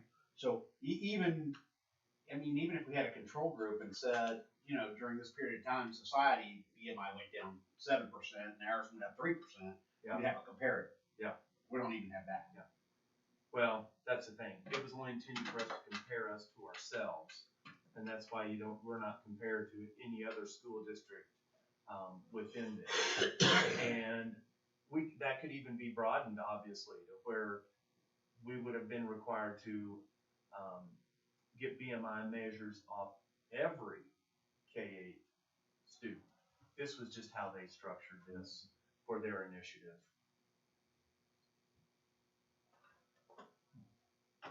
Any other questions for Jim? So what's next for Jim Taylor? It's a good question, Farrell. I guess I can say I'm actively seeking employment. How's that? Hey, Jim, one other comment, just while we were doing this, I felt a little guilty because the cookies came around the table. But before this healthy initiative, they were always chocolate chip. I noticed that now we're on oatmeal raisins. So I feel that the school board's Right kind of doing our part. So the food Nazi has done his job. Water.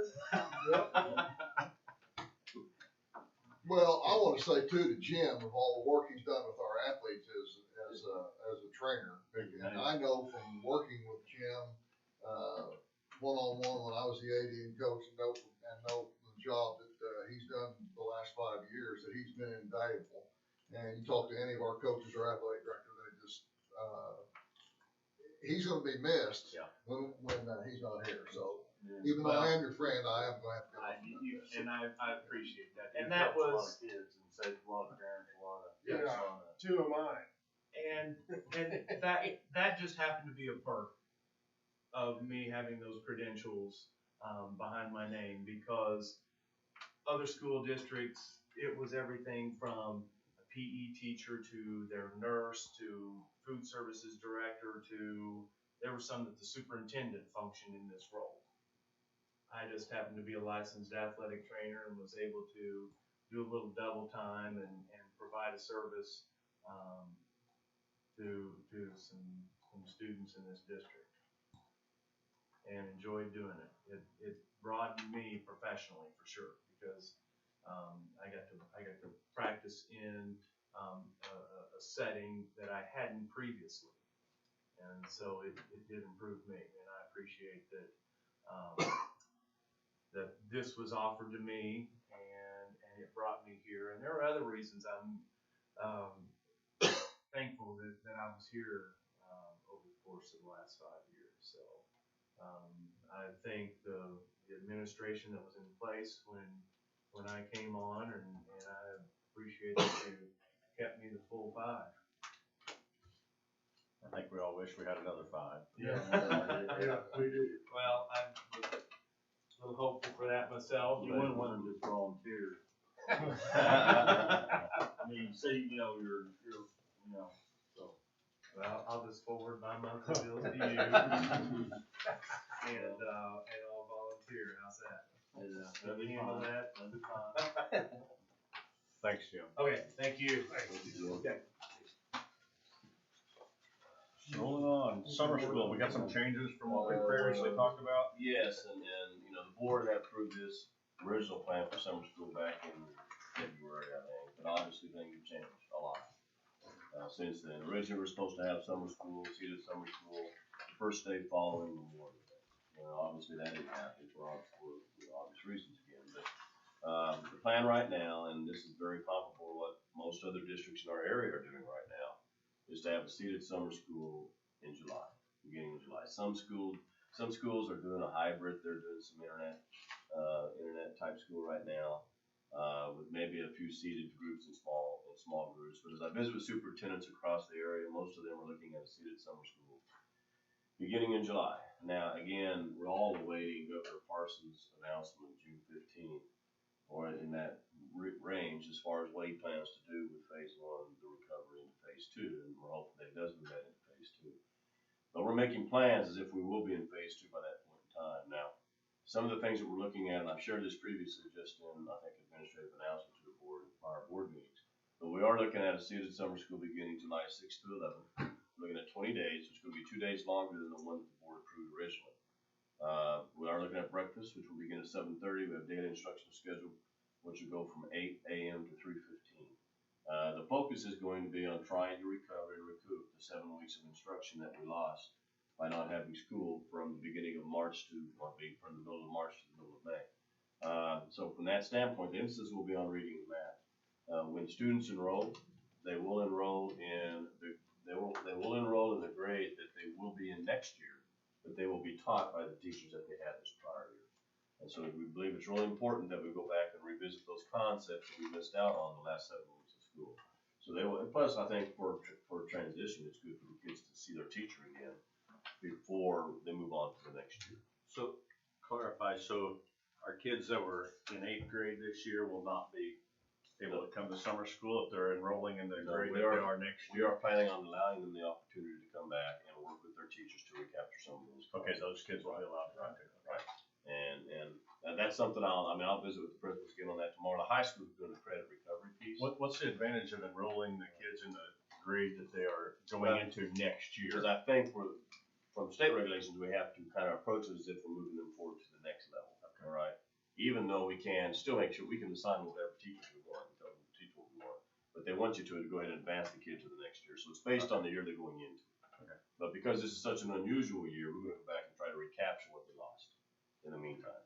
Something else that's different is the 5th graders will actually be at the elementary school because they'll be with their 4th grade teachers this year. And so we're just going to kind of approach it that way. K-5 in the elementary, 6 through 8 in the middle school.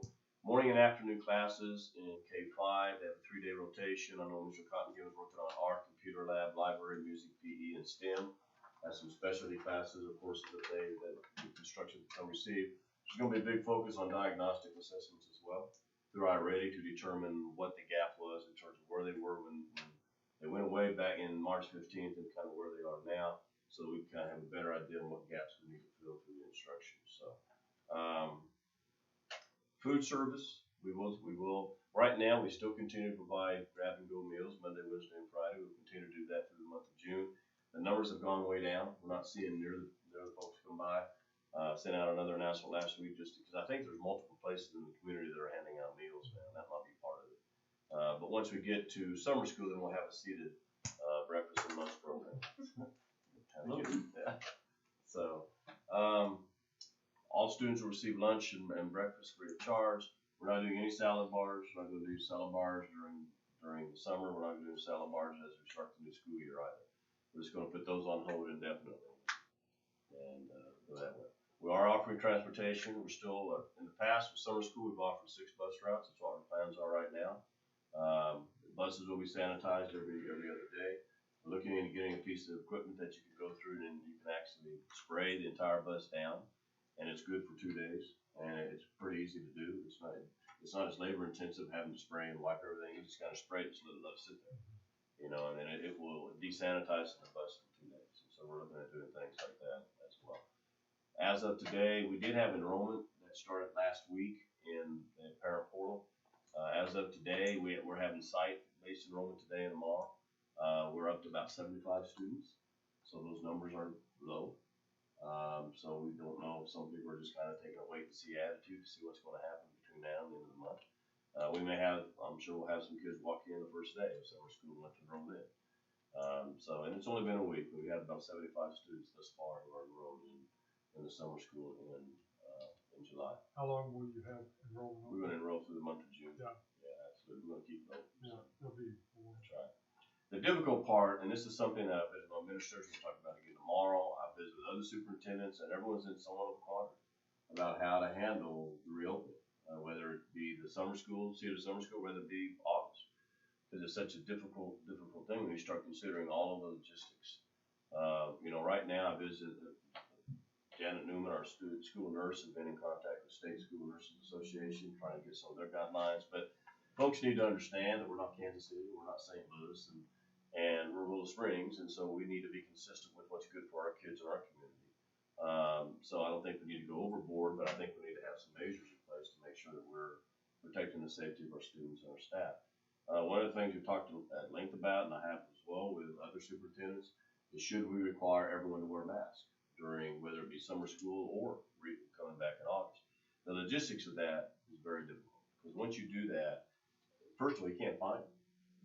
There's a back order, trying to find enough to be able to have everyone have one is difficult in and of itself. The other issue is they have to be laundered every day, which is another issue. When you have 1,300 students, or in this case, you're gonna have about 300 or 400 students in summer school, it's very difficult to do that. So instead, we're gonna encourage them to wear them. If they wanna wear them, you can wear them. We think that's fine. We do think another option might be, whether it's summer school or the regular school, that we might wanna focus on our students who have high health risk. And maybe focus on them as far as masks, if their parents would like for them to wear masks. We think that that's probably a good move to make, but we just think logistically it's very difficult to require everyone to wear a mask, and so, we're just gonna encourage folks to do that. We're gonna have teachers distance students as much as possible in the classroom. We may not be able to do the 6 feet of distancing. I know when school starts in August, it's gonna be extremely difficult, but we might be able to get 3 or 4 feet of distancing in each classroom as much as possible, and so continue to encourage teachers to ensure that students are trying to keep distance from each other. We've talked a lot about should we take temperatures as students walk in the door and as staff walk in the door. We're still out. We haven't made a decision on that yet. Again, the logistics of that is if you take a temperature and someone could be exposing others and not have a temperature. But if you take a temperature and they do have an elevated temperature, then you have the logistics of trying to get them someplace and isolate it so you can let the parents come pick them up. Other districts have actually hired pairs to put on buses and require parents to meet their kids at the bus, and they will take the temperature of every kid before they get on the bus. And if it's elevated, they go home, And so, because the issue then is if you don't do that, then they get to school and you test them, then you gotta figure out how to get them back home, because they already were transported here on the school bus.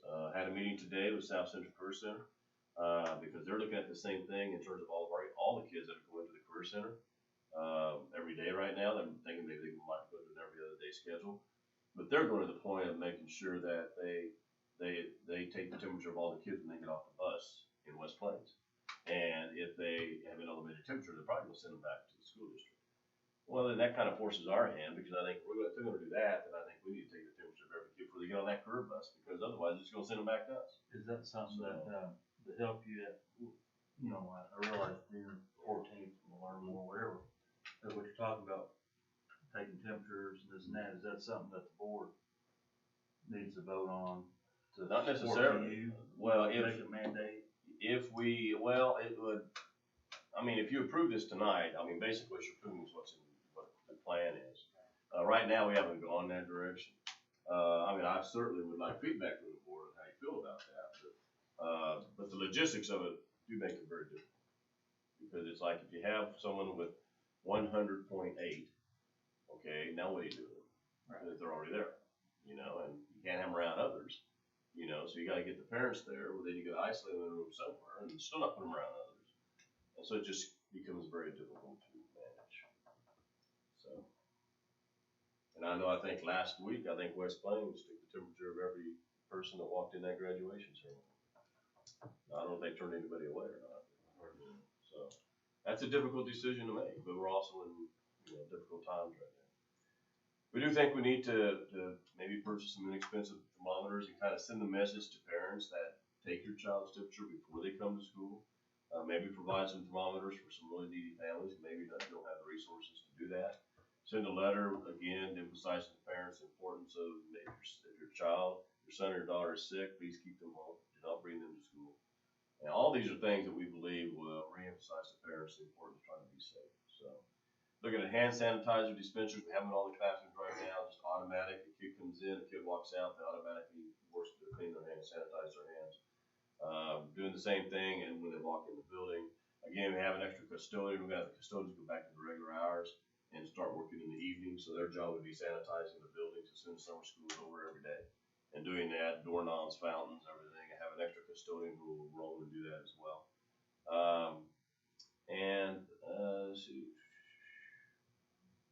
Teachers again, and kind of going back to what we did in March, again, review the kids, the proper hygiene practices, the right way to wash your hands and so forth.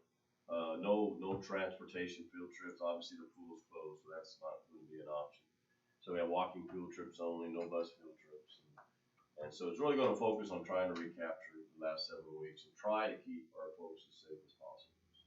So if somebody has a temperature, what's the play there? If somebody has a temperature, Are they gonna be on a 14-day quarantine or until they come up negative from a health department test? yeah, they're not supposed to be coming to school anyway unless they have at least 24 hours of no temperature. And that's the policy right now for kids besides COVID. If they come in an elevated temperature, they have to have 24 hours of no temperature before they're allowed to come back to school. And so we know that if they go home on Thursday, they're not coming back to Monday. Yeah, At least. so if a kid does turn up sick, then do you notify the rest of his classroom? Do you have them I stay mean, home? if they have an elevated temperature. Yeah, That's why I was saying, That's- are we gonna mandate every kid to be? well, I think if you're gonna do it, I think you gotta take them when they get on the bus. Right. Yeah, Before they ever get on the bus, that way, if that's what it is, and they're not exposing the other kids, But, if that's what's going on, and you know, parents that go to work at 8 though, are not gonna be home to, I mean, if Well- they leave before the kid gets up, granted, little kids probably not, but how you gonna get parents, 24/7? like, did you say that schools or whoever requiring the parent to be with the kid there? Well, that's just one school. That's one plan that one school did. Yeah, And I think that's what Joplin did. or, and we're talking about summer school right now, right? Right now, This summer part- school. this Yes, we're part. talking about summer school. Yeah. We're talking about summer school. August is a whole different deal. But Farrell had a good question. Okay, say whenever we take it, it doesn't matter. And they got a temperature swoop, are we still just gonna go by the 24-hour rule, or Yeah, I are think you so. gonna go by 14 I think days? so, just I mean, because because if we're sending them home just for 24 hours, from what the CDC is telling us, that does us no good. They lose a fever, but they're still contagious. Is that right, Farrell? Yeah. If that's what that we're truly concerned about is the COVID, 24 hours really just gives us a couple days, but then we bring them right back and they're still just as contagious as they were with the fever.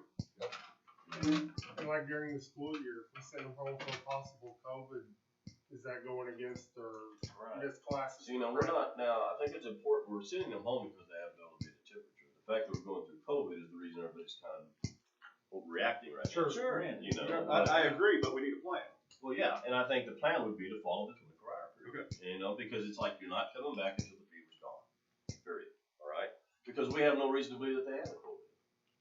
What would warrant a 14-day quarantine unless that they've been around people that have had it, then you're quarantined. But if they have an elevated temperature, they got an elevated temperature just because they got a flu bug or something, you just don't know. And so, yeah, and again, therein lies the difficulty of trying to put together policies like procedures like this. The reopening is not going to be easy.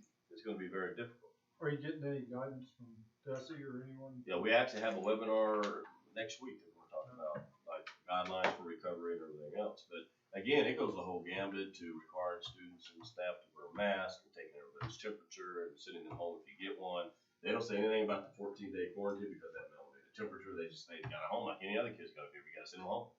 you know, but then you got a problem because if you have a kid that comes in on a bus with an elevated temperature and they're around 40 other kids on the bus. Yeah. Sounds like we do the same thing that we've done in. Yeah, in yeah, I past. think We got a the temperature, procedure- send it to the nurse's Yeah, the office and temperature. call the parents. Pretty much. That's what it is. If you have a temperature, you can call the parents, have them come pick them up. You know, unless you have reason to believe that they've been exposed to somebody with COVID-19. I mean, that's all you can do at this point. As of today, we have 11 in Howe County, okay? Where I'm from originally, they have, it's We a got 11 that We know. actually tested. Yeah. And tested tested positive. positive. Well, yeah, and maybe others. Where I came from in southwest Kansas, a county that has 10,000 fewer folks of Howe County, they have over 2,000. I mean, 2,000 positive cases. All right, because they have beef packing plants there. All right, and people work in close quarters, and they don't do what they're supposed to do. Right.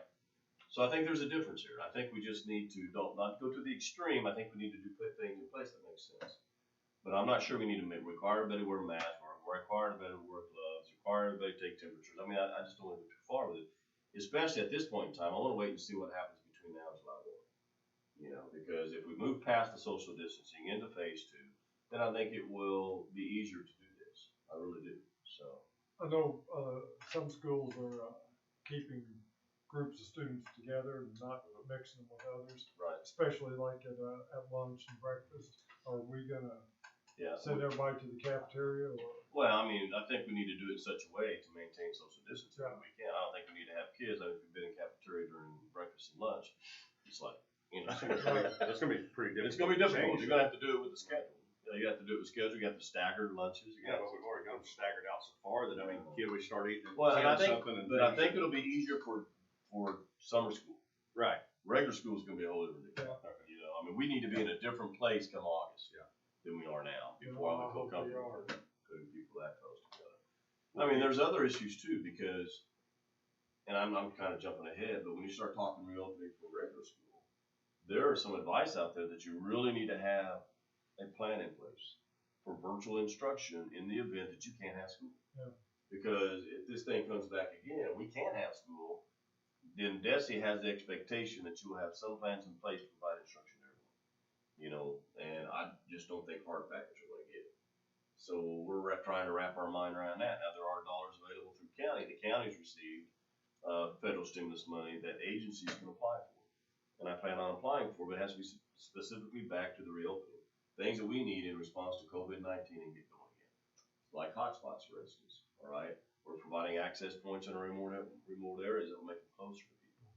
So, I mean, those are things that we're looking at again for August, but for July, you know, again, we need to see where we are then, but we're gonna do everything we can to try to keep the kids separated. We haven't decided yet if we're gonna take temperatures all the way in, because the logistics of that is you got a elevated, fever, then you gotta figure out how to get them home. And so that becomes difficult, you know? And it may be something for as, say, simple, but taking their temperature before they get on the bus, you know? That you're, 20 some parents, right? well, we're doing 6 They're routes. leaving at We're 6 doing- o'clock in the Summer morning. school, right? We're doing 6 We're routes. just talking about summer school, We're right? doing 6 routes. Six. So, I mean, we have to have 6 pairs, which is doable, you know, but the key is the parent has to accompany the kid to the bus. Because if they're an elevated temperature, they can't go on the bus, and the parent's not there, you got a problem. You know, so again, that's something that would have to be communicated to parents.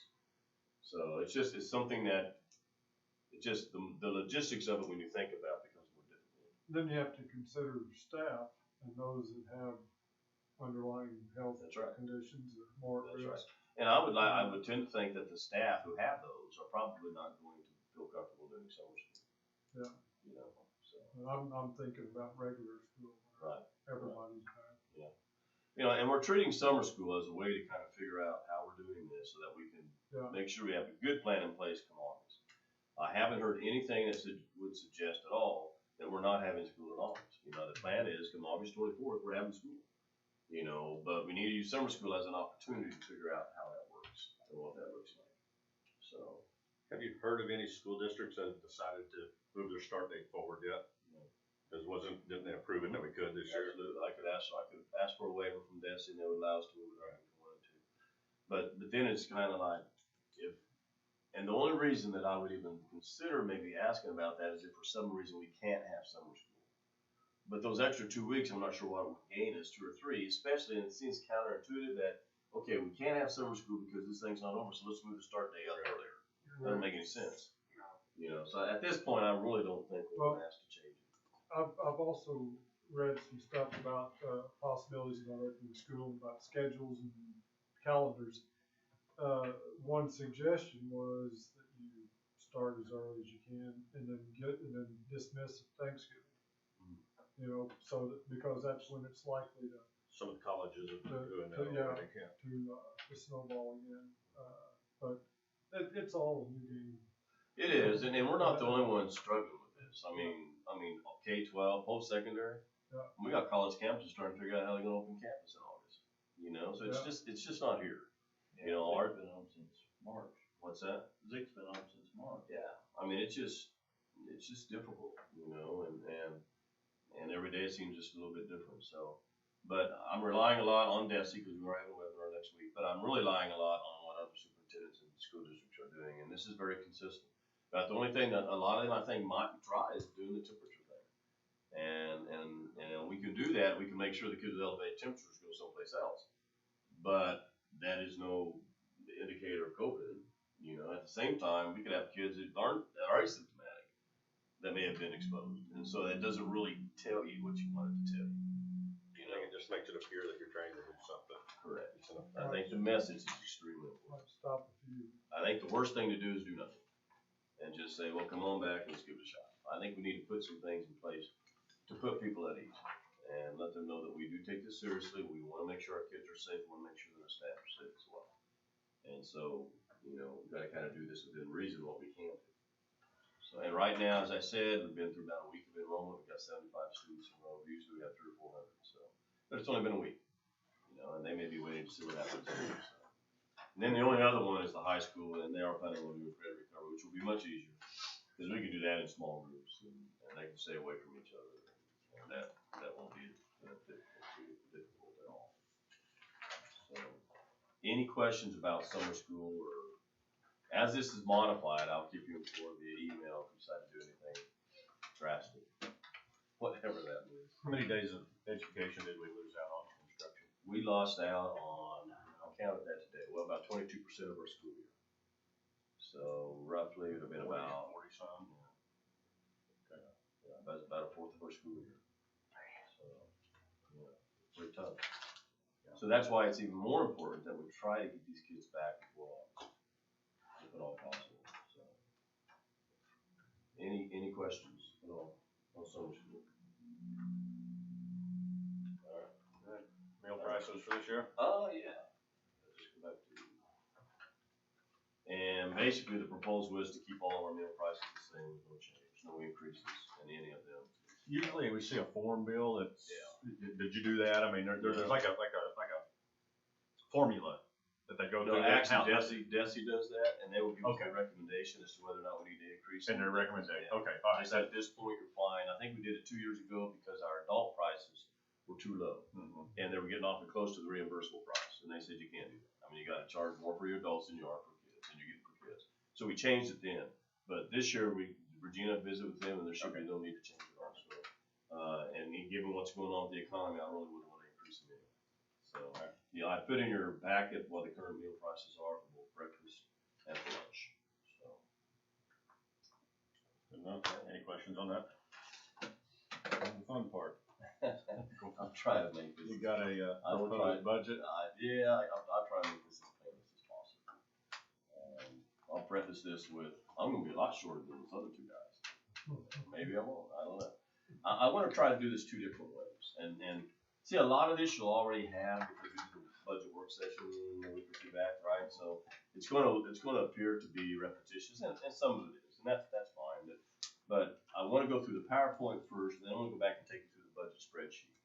Because there is a pretty intricate budget spreadsheet that's tied to this, and I can kind of show you all the numbers I'm talking about in the budget spreadsheet, what it looks like.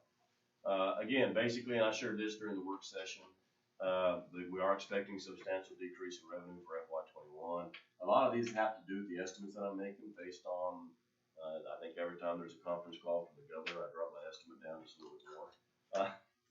He had some more withdrawals last week, and the message from the governor is June and July will be very rough. then he thinks gradually after that, they'll start seeing a rebound, right? But right now, they're just trying to recover from, March and April and May, and so that's kind of where it's at. But as things start opening back up, it'll come back. This is unlike the Depression. This is unlike anything, even in 2008, because this is cyclical. This is going to be a short-term thing. On the front end, it's going to be a short-term thing. On the back end, you start seeing it coming back. This isn't something that's going to last 3 years. All right, and they say it may come back by next semester, by the second semester of this upcoming fiscal year. So it's just going to take some time to kind of get through this tough portion right now. Again, that combined with the declining enrollment in ADA will make for a difficult year financially. Greater reliance on reserves and decreasing spending to get through this is a combination, and it's going to be very difficult to keep our reserve balance up during this time because we're going to have to rely on the reserves to make up for the losses in revenues, and that's just the way it's going to have to work. That and decreasing spending, and you'll see in a few minutes I'm going to show you the percentage of our budget on staff. It's at 79%. So 80% of our staff, 80% of our budget's people. So if you're gonna make any significant decreases, it's gotta be in staff. I mean, that's just, all the others pretty much fixed costs, and it's difficult to do anything with that. Again, I shared this with you previously. A good point is our assessed valuation history is going up, and this indicates that. I shared that with you during the budget work session. I shared with you the lease payments that we have remaining. We still have middle school, high school additions, about $300,000 a year. One more payment on the activity buses, and then the lighting retrofit that Ryan was visiting about tonight. That has annual payments about 40 to 45. The minimum savings about $35,000 a year. Ryan talked about that. So those are the things within the capital plan that I have budgeted. And then other than that, I'm putting all capital projects on hold indefinitely until this thing bounces back. And thankfully, we've been doing some good things, in the last couple of years, which have put it in a position where we can maybe put some projects on hold. I understand the HVAC, but at the same time, you kind of fix those as they break, but we're going to put the roof maintenance on hold. We're going to put bus bridges on hold. The only thing I have budgeted in the capital plan with lease payments, and I'll put aside some money just in maintenance costs in the event that we have an emergency or something like that. Again, history of unrestricted fund balances, we were as low as 11.88% at one time. All the way up to last year, we were 21.73. I expect that number to drop because we will have to have greater reliance on reserves to get through less revenue. Student enrollment, that's not a good trend right now. I'm not seeing anything that's going to turn that back around. So correspondingly, the regular ADA is going down, which is part of what we're paid off on our funding, as well as the weighted ADA, which is really important because they take that times the SAT to determine what our state formula money would be. So all those numbers you see now.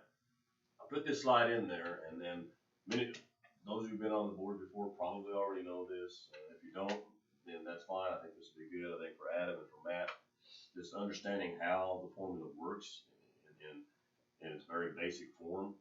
State formula is calculated based on weighted average daily attendance, WADA, and it's multiplied by the state average target. The weighted ADA takes your regular ADA and you add in 3 thresholds for special ed, free and reduced lunch kids, and ELL. And you get more weights for those, you get more funding. And that increases that number, and then you multiply that times the state ASCII target, and it spits out a number, and that's what you should get from the state formula. Local efforts calculated based on assessed valuation multiplied by the tax rate levy. Our tax rate levy is 2.75. It's the lowest it can possibly be.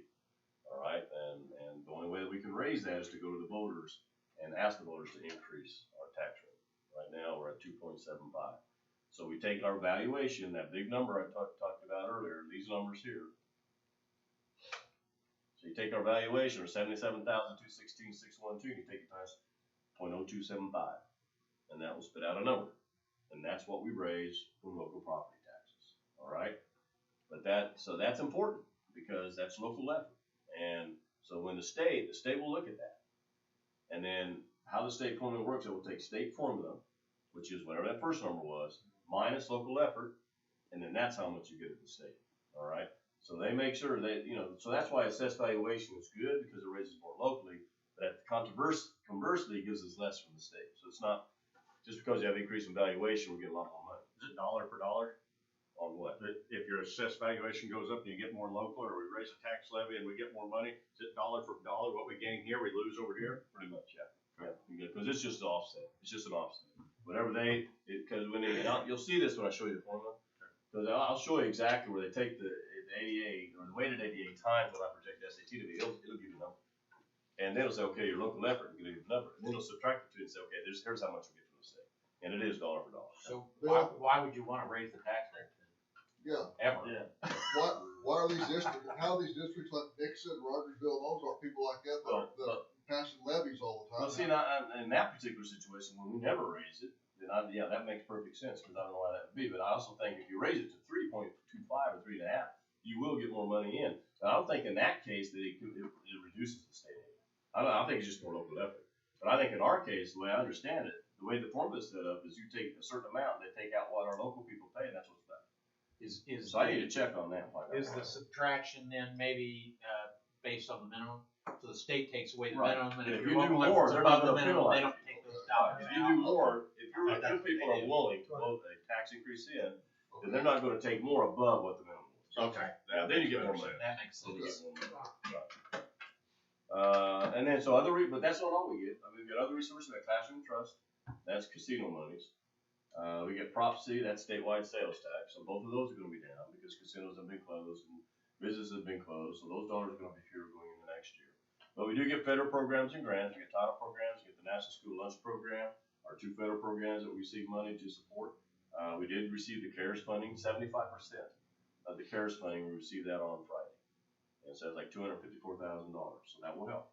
And so we have that coming in. Interest on investments, that's not very much. I mean, interest on investments isn't very high right now. Other local revenue, meals, donations, and so we do have other sources of revenue besides just the state formula. So these are the thresholds I talked about on free and reduced lunch spend, ELL. For FY21, it's gonna be 29.45%, 12.83 for SPED, and 2.07 for ELL. So when that number goes down, the amount of weight goes up because you have a lower bar to hit that threshold. And so you can see like SPED is going up, so that's not going to help us any, but both free and reduced lunch and ELL will produce more dollars for us because those thresholds are going down this year. So where am I at with the estimate? And I even changed it since our board work session. It was originally paid at $63.75 for FY21. DESI still says $63.75, but the May reduction already dropped it down to $63.1087. I moved it down I had it at $63.08. I dropped it down to $62.85 after the governor's call last week. Classroom Trust Fund, the estimate from DESI for FY21 is $428. The budget estimate for this budget is $375. $1,049 for FY21 from DESI. My budget estimate is $975. So you see they're all lower than what DESI's saying. And if they end up coming in higher, then that's extra revenue we hadn't counted on. Declining revenues as a result of economic downturn, it's budget negative, obviously. Declining fund balance kept in Fund 4. I'm going to try to move some dollars over to Fund 1 from Fund 1 to Fund 4 as much as I can, yet still maintain our reserve balance and really focus on paying our leases off. Declining enrollment in ADA and weighted ADA. I mean, every time our weighted ADA drops, that results in dollars. And thankfully, with the budget formula, they base it on current year, prior year, second prior year, and they'll give you the higher of the 3. So that way, if you're going down in enrollment, it eases it. It gives you like 2 years to kind of budget for that. CARES Act revenues we received about $254,000 already. The total amount's $346,924. We got 75% of it. The other 25% are holding in abeyance because they have to, across the state, they have to identify non-public schools who may want to have access to some of those dollars. And it would require a local school district to reach out to non-public schools in their district to see if they have any interest in applying for some of the CARES Act revenues. Visitor Chris Wagner, we currently do not have any private schools, registered private schools in the Willow Springs School District. So that may be a moot point for us. Most essential capital projects are all positives, have been completed, unrestricted fund balance and fund growth increasing. Assessed valuation continues to increase over 8%. The priorities then is transfer as much as possible to Fund 4, maintaining unrestricted reserve balance in Fund 1 as much as possible. Resolve capital projects in the indefinite future. Focus on making payments on leases. Beginning in 2020 fall semester, we are looking at staff size reduction because we have such a large percentage of our budget staff. But it's not going to be just, reduction in force. It's going to be more through attrition. When openings become available, creatively look at them and determine do we need to fill those positions.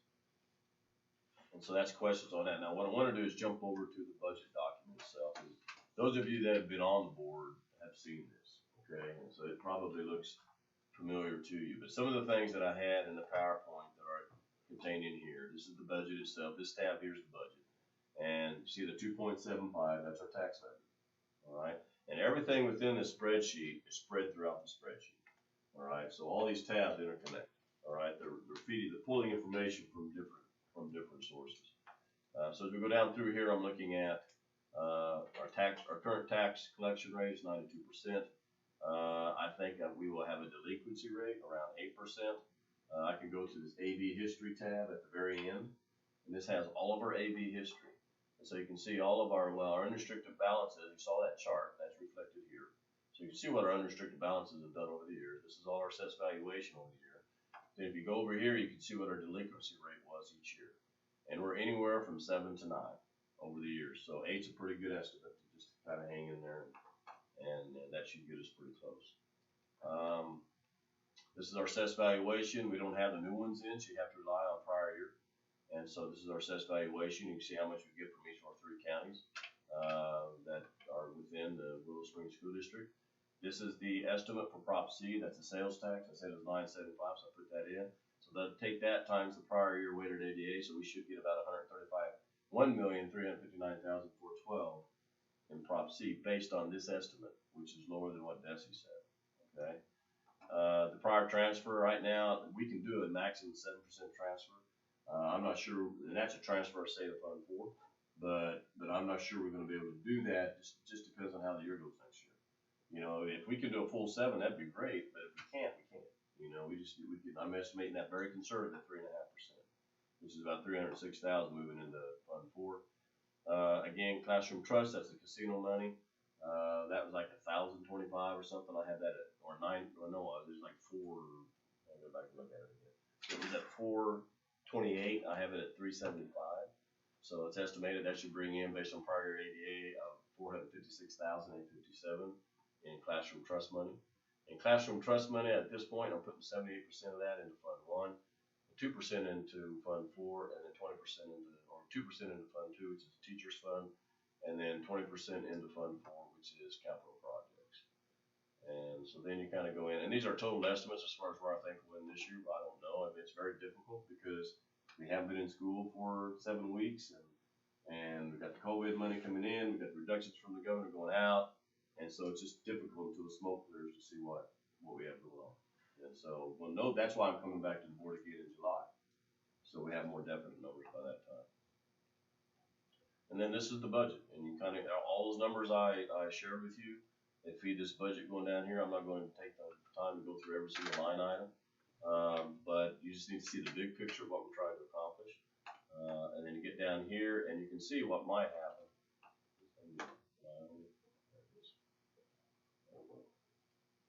So we go all the way down here, and I had to go through and make sure everything balanced out, and we didn't have any negatives anywhere and all that. So then, so you get down to here, and this would be kind of where we hopefully may end next year. So we may, based on this, if revenue comes in higher, it could be higher, but we may be projecting about a 17 or 18% reserve balance next year, as opposed to 21. So that's where it's going to impact us, is we're just going to have to use our reserves to try to get through it, or try to decrease spending as we go. So, and that's basically the budget side. If you want to see kind of where we are with salaries versus, yeah. If you take a look at this, total expenditures based on this proposed budget, which is very similar to the one we have. We have 47% is certified salary, 12.65% is non-certified salary, 19.6% is benefits. When you add all those together, it's about 79.68%. And just to give you an indicator, last year and the prior year, the state average was 64.38. So we're higher on staff than most districts are. So, any questions so far? When you say we're higher on staff, is it compared to the state average? Is it in the teaching or the non-salary? No, it's both. It's all of it. It's all of it because it has the teaching. When it says it's total, that's cumulative. That's all 3 of those. Right, but I mean, does the state average not break it down? Are we high on staff in teaching? That part, no, it doesn't break it down. Well, yeah, it does. If you look at it here, we got it here statewide prior year. So teaching was 47, statewide prior was 36. 12.65 and non-certified, 12.65. So that's pretty close to the state average. 19% in benefits, 15%, so we're higher here. We're higher in certified staff more so than classified staff. The last time I looked, we were high in administrative staff as a percentage compared to the state. So the teachers and administrative staff, they're They're all together. certified, they're all together. But that number's available on DESI's website. And then if I'm not gonna go to the classified tab or certified tab, because it's gonna pull up everybody's salaries, and I don't think this is the right place for that. But just so you understand that every person employed by the school district is in that list, and their salaries there and their benefits there, because it feeds it back to the budget. All right, so it's all connected. Formula calculation, I talked about that. Again, we're right here. See if I can make this larger so you can see what we mean. I'll just tell you what they are. I don't think they're all on one page. Yeah, I can. Okay, if you look at this, this is well, let's go to the weighted ADA first. Look at the weighted ADA for 2021. This will compute it for us. So we have the total ADA. So we have the regular year ADA for 2021, which is based on this last year, which is about 1180, because that's the only estimate I have. Then you add that to your summer school data. We get about 37 FTE for summer school. The summer school ADA we get this year goes toward next year's budget, all right, a year from now. So we are relying on the summer school ADA from last year for this year. So that 37.5774 was last year's summer school ADA. The problem that we have is if we have a summer school that doesn't have very many kids in it, it's going to impact next year's budget. And I haven't heard anything from DESI in terms of relief. Because I think there's districts out there who probably won't have summer school. You know, and so is there a hold harmless provision on something like that if they choose to because of the COVID? And DESI hasn't given any guidance on that. I mean, it would be nice if you can't have it, that they would at least allow you to have prior year or something like that. Or if you did have it, allow you to get the ADA from either that year or the prior year, whichever's higher. I think that would be fair. They haven't said anything about that. So when you add those together, it's 1218.2862. Then here's where you get your free and reduced lunch. There's a percent.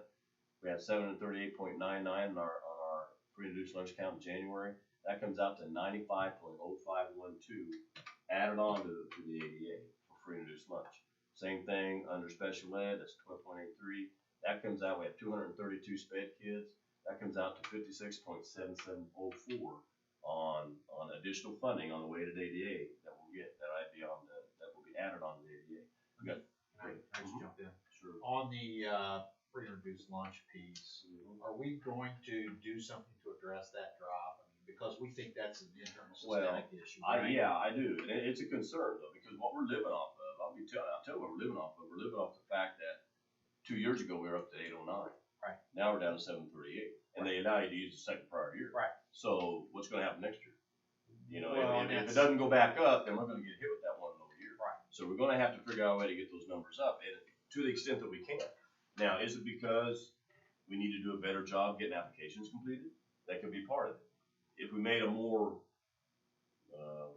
targeted effort, because a lot of our high school kids won't do it, they just don't fill them out, right? We can make a targeted effort to do that. We can't incentivize them or anything like that, but we just need to be very methodical in terms of telling folks during enrollment. If you think you qualify, put it in there. Or if we have people with unpaid lunch balances, contact them directly, say, hey, here's the deal. You need to complete a free and reduced lunch form. Definitely. Because if you're not paying your bill, then you probably need to complete an application form so we can get you certified for some relief. All right. So yeah, I mean, I can't tell, Dean, whether that was a product of us not being as vigilant or if something happened. I don't know what happened that year to cause such a decrease. I just wanna make sure that we have a plan. Yeah. To do something, because it looks like we have access to some funds Oh, yeah, there absolutely. for next year That's when right. we're desperately gonna That's need. exactly right. That could be a big. So we I mean, need an look at the initiative there. difference there. I mean, in 18-19, we had an extra 107 added to the ADA. Then it went to 89. Then the 95 went back up again. You know, but I mean that's a big difference. 20,000. Yeah. Yeah, we need to have some kind of initiative to make sure we're doing everything we can to get that. And I've been in districts where we actually did really push hard on high school kids, even though they never ate, even though they didn't want to do it. We still said, hey, it helps the district if you do this. All right. You know, there's no stigma attached to it. Just it helps the district bring in more dollars if you do this, if you think you qualify. And so we just encourage them to do it, you know, as part of the enrollment process. But it takes an effort to do it, so. We just clearly need to make. We do. And special ed, I saw that, ELL's down to 26, and that's not a lot. I mean, we only have 69 kids that are in the ELL program. So then they take the highest of these three, add back your summer ADA, and this is your my projected weighted ADA for next year.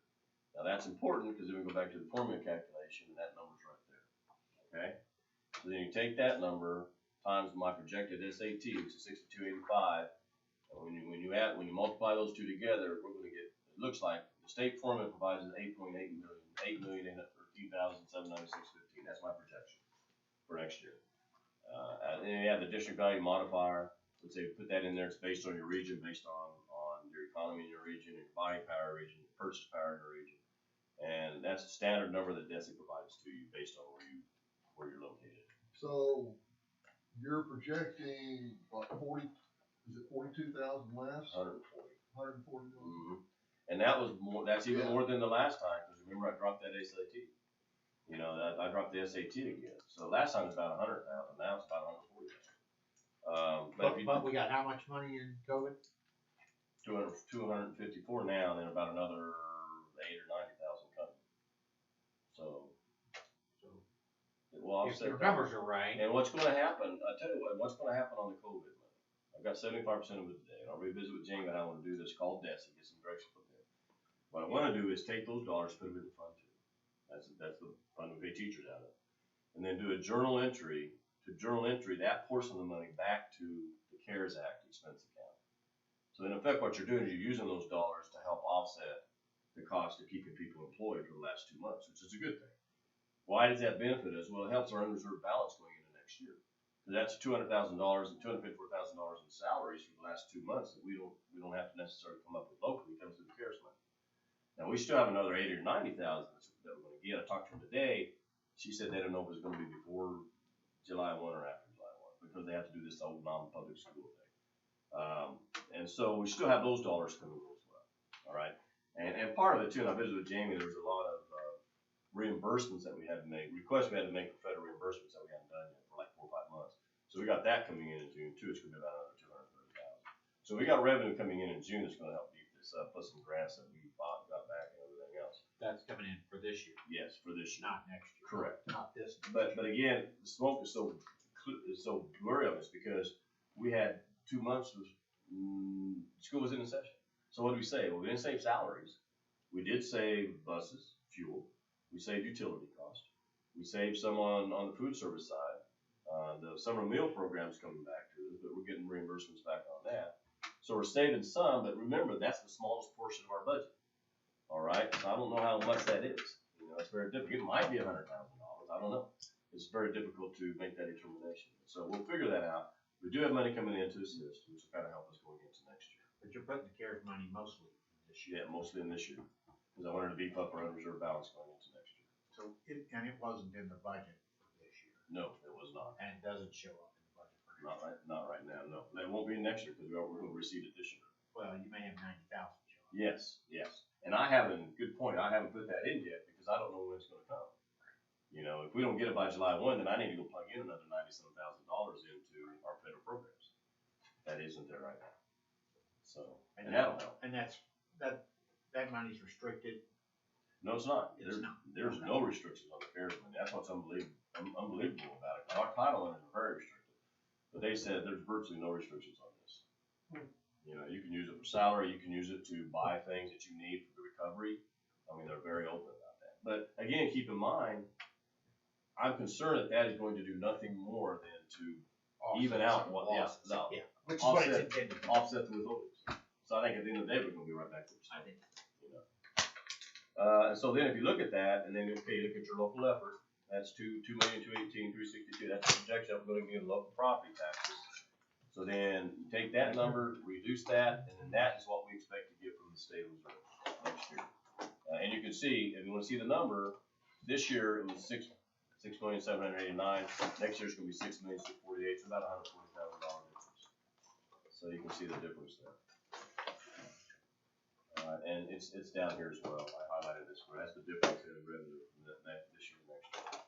So we have that, I got the weighted ADA, the only other item, capital plan, and I just went through the capital plan, pretty much predominantly, the only thing I have scheduled in there is our lease payments. I mean, all these are pretty much our lease payments going into next year. I got some side things for like, just maintenance efforts if something comes up. And I think that's about everything. I just don't know, is there any questions? I mean, it's a difficult year. Well, I kind of have a comment, I guess. I think you project, what you're projecting is we had an unrestricted balance of 21%. Basically, Last year. now you're projecting 17.5. No, 21.73 last year. Right. 17.7 next year. Right. We don't know what it is this year yet, Okay. because we So- haven't gotten there yet. Well, my point is, I just think that's why you have a reserve. That's good. That's right. We have a reserve, and That's that's a good reason. That's right. To have it, so. Governor Parsons made that point very, very clear in both of his conference calls. He said, number one, if you don't have to start anything new and you can wait, I encourage you to wait. Number two, now's why you need to use your reserves, because that's why we have them. You know, so, and we don't have as many as other districts, but we have enough to get through this, because it is a short-term thing. If this was a 3 or 4 year thing, I'd be really concerned.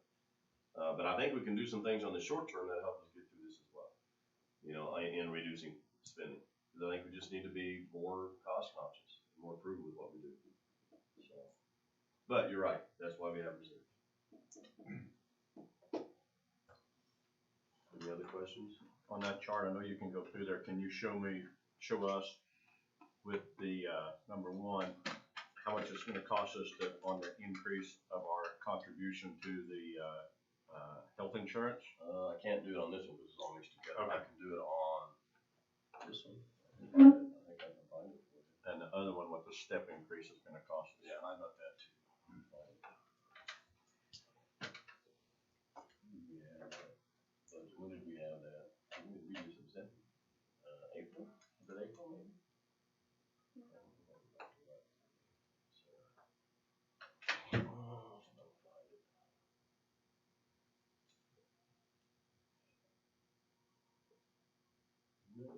May, I think, actually, I think it was May. Yeah, you're talking about when we had the meeting, or just? Right there, I got it, right there. Okay. I gotta get it, it's not the right one.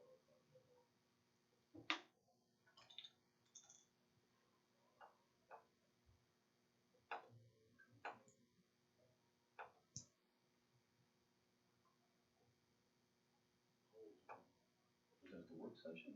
Maybe it was at the work session. Well, maybe, you guys were here, weren't you? Yeah, okay.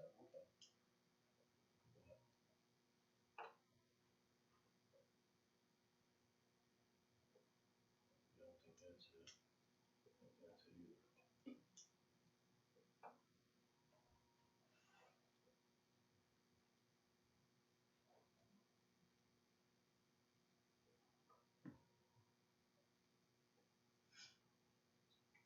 Maybe it was.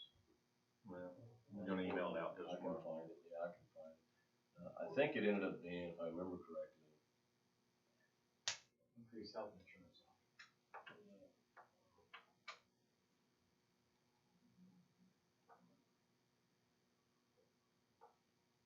Salary proposal, I had something going there, was it last?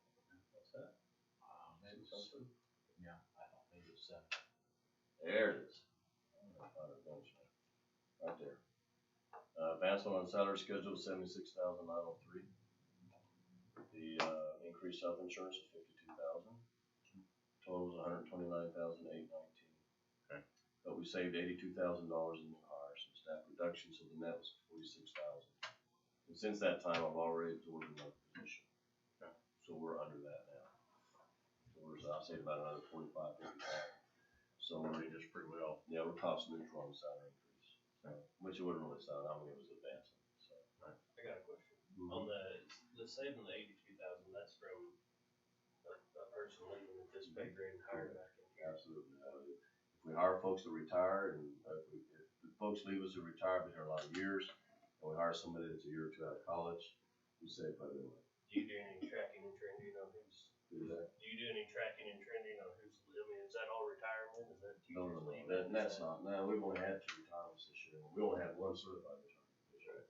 But a lot of it could be longevity, could have people that have been here for 10 years and hired somebody right out of college, you know.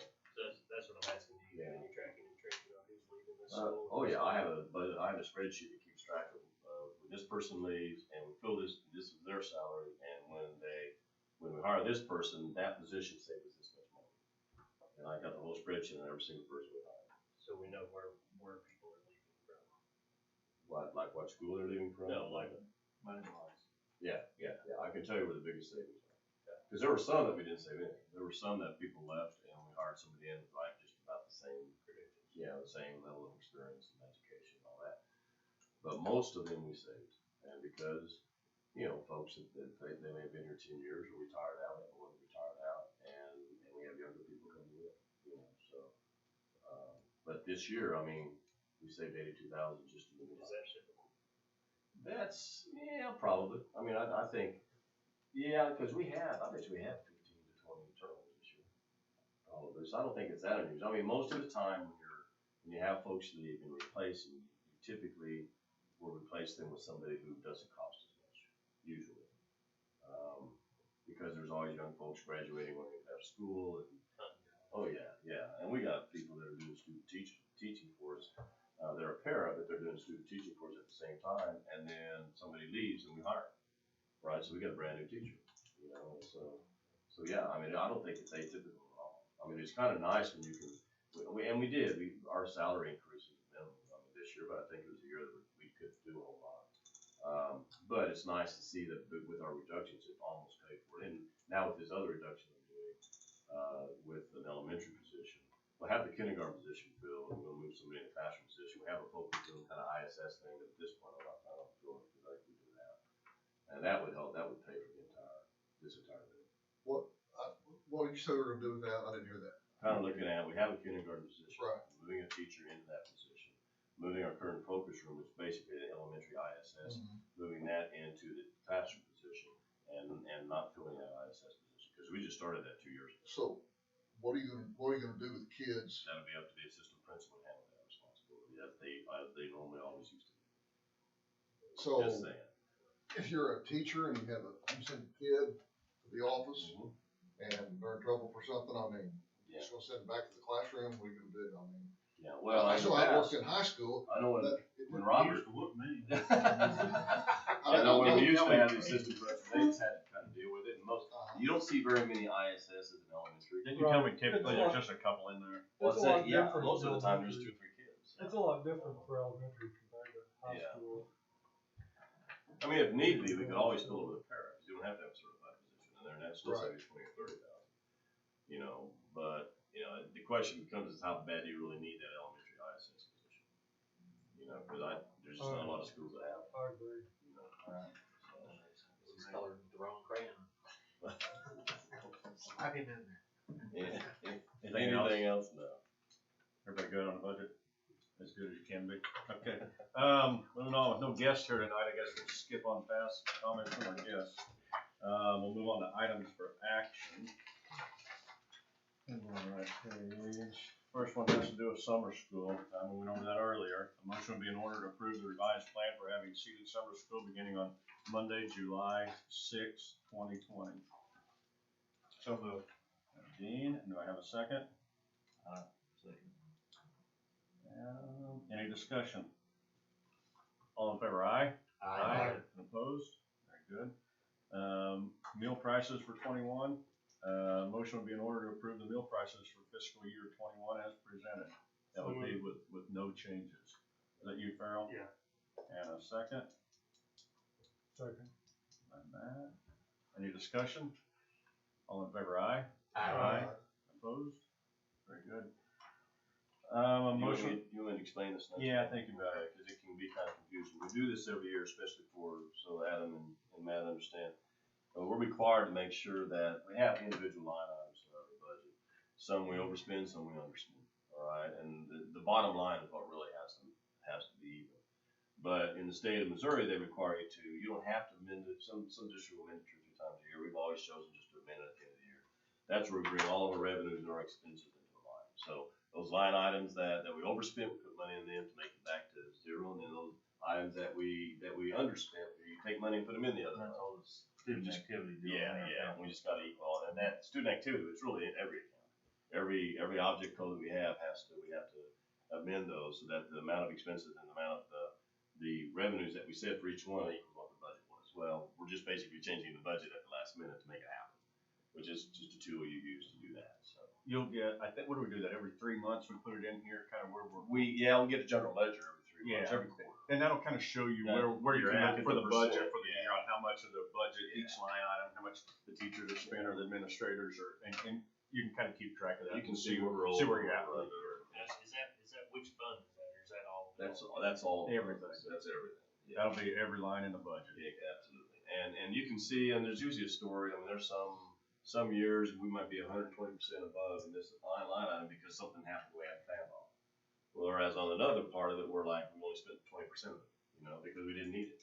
And so this just brings all that into alignment at the end of the year, because it all has to be even based on what the budget was. And so we have to have our budget equal what our expenses and revenues say they were for every line item. The big deal is, and Bill or I, either one can go over it with you guys when we get one, but it's kind of, there's a whole bunch of individual line items that don't amount to a whole lot, and then you got kind of some subcategories, and that's kind of, the big numbers is what you really need to look at to see if we're spending too much too quickly or something, or you start looking at individual line items where there was, $2,000 put in there, and you see where we've already spent 140% of it, that's really not a big deal. And Jamie and I sat down, we actually sat down 3 or 4 weeks ago, and we went down every single item, and we looked at the percentages, and we tried to have an answer for each one. Well, this was an unusual expenditure, we're not gonna have that one this year, it's just an odd thing, some kid we had to send a student to a state school somewhere we hadn't planned on, right? And so we have something like that, so we said, well, that we may not need that in there next year, but then this other one, like, wow, that's a lot higher, what happened there? So if we think it's a trend, then we try to increase that budget balance to account for it. But if it's an anomaly, then we just try to keep it back to where it was. It's just because you can't control all your expenses every year, so. Now, and you can stop me if I'm not That's right, fine. on this discussion, and maybe something, these, goes into clubs or whatever. Student activities. Now, those that have a huge positive money in their account. Right. If the budget got real tight or something happened, are you allowed to take Now, it out of that? that's different. Now, we have student activities, which comes out of the district budget, but we also have student activity funds, and that's money in, money out, all right? That's the money that the kids fundraise, all right? And so, no, we're not taking that money. And so that money stays there, but then they're expected not to overspend their budget, all right? And that will be a fun topic next month. We've had that conversation with you. And because the board will go down, I'll bring that to the board, and you'll see some organizations that overspent, and we're basically coming to the board asking you to get them out of the hole. Well, I know you didn't talk about it up there, so I figured it. No, yeah, and that's, again, and all we do within our budget, we just put $100 in every account just as a placeholder. Because we need to be able to put them in the account, we can't do it in zero budget. But then you'll see all the revenues are what they raised for the year, and all the expenses are what they spent for the year, so they don't get any district support. But yeah, well, we will have the, because I will tell you, not this year, obviously, because we didn't have it, but one of the areas where we've had problems in the past is prom. Which is the junior class deal, because, they didn't, not last year they did. No, they did pretty good. 2 years ago, they were in the red because they spent more than what they raised. And so the conversation was, well, either you go out and raise more, or you have a lesser prom. Then we get some different sponsors that really Yeah, work yeah, on it. and I think that, and they really worked hard on fundraising, and they went out there and raised more money and went well, but this year, they got plenty of money. I figured that's how it was, just didn't. Alright, a motion would be in order to amend the FY 20 budget to actual spending and actual revenues. So moved. And a second? Second. Any discussion? And you'll do that on the, I will do that prior to June 30th, when they close, yes. all in favor, aye? Aye. Opposed? Alright, motion would be in order to authorize the superintendent make the necessary transfer of funds at his discretion and as allowable by statute to close out FY 20. So moved. Me, and a second? Second. Matt, is there any discussion? All in favor, aye? Aye. Opposed? And last but not least, a motion would be in order to approve the FY 21 budget as presented tonight. So moved. Who did that? Brett, And a second? And then, okay, so any discussion, you will bring us back a final copy of that next month, is that Oh, correct? yeah, I'm gonna bring it back again after we close out, so we have real numbers. Yeah. So I'll bring it back again. I know that's unusual, but I think this year we need to do that. Anything else? All in favor, aye? Aye. And opposed? Very good. Anything else for open session tonight?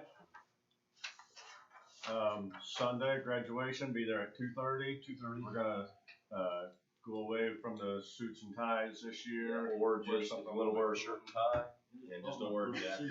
Yeah. Did you? Well, Shirt and tie and pants, shirt and tie and pants. If you still gotta wear a flower, you gotta still wear a tie. I'll be honest, I probably won't wear a tie. It'll probably be a polo shirt for me. Bermuda shorts. Bermuda shorts, I think if it's business casual, whatever, I think it's Shorts and fine, flip-flops. Yeah, I don't think Hey, I'll go. why not? This year has been just, you Yeah. know, Yeah, I'm just, what? We're meeting at, we're meeting someplace. Good question. Oh, I didn't think about that. Football field. Down the football field. Actually, Actually, I don't think, and Josh, I don't know. Josh Owens is building this stage, but it's not gonna be large enough to accommodate much. I think Marty's plans to have the board kind of sit over on the side. And we'll still do the same thing as far as handing out diplomas. I don't know about shaking hands, it's kind of, probably not, but I don't think West Plains did, and I think it was just, the principal's the one that handed that out, and that was about it. And so I think Marty, I'm gonna sit on that graduation planning meeting on Wednesday, but I think they're working on what it's gonna look like, and busy with OMC, they may have some hand sanitizers that they can help hand out with people walking in. And just try to have a good ceremony, so. And and you guys that are, been on the board before already know, but you two new guys, if you've got a student that you would like to hand diploma to or whatever, just kind of let me know and we'll work that in whenever they come through, just come up with, it's really easy to do it. Otherwise, we're just sitting there with that dude. Yeah. just sit You have to there. give a big speech. New board members, who's giving that? I'll give one, don't worry. The opening and the closing, right? All right. I'd receive a motion to adjourn. So moved. And a second. Second. Barely the discussion. All in favor, aye? Aye. Opposed? Yeah. And this was an unusually longer one than we had. Maybe you didn't help me. I'm sure it was. I need a lot of.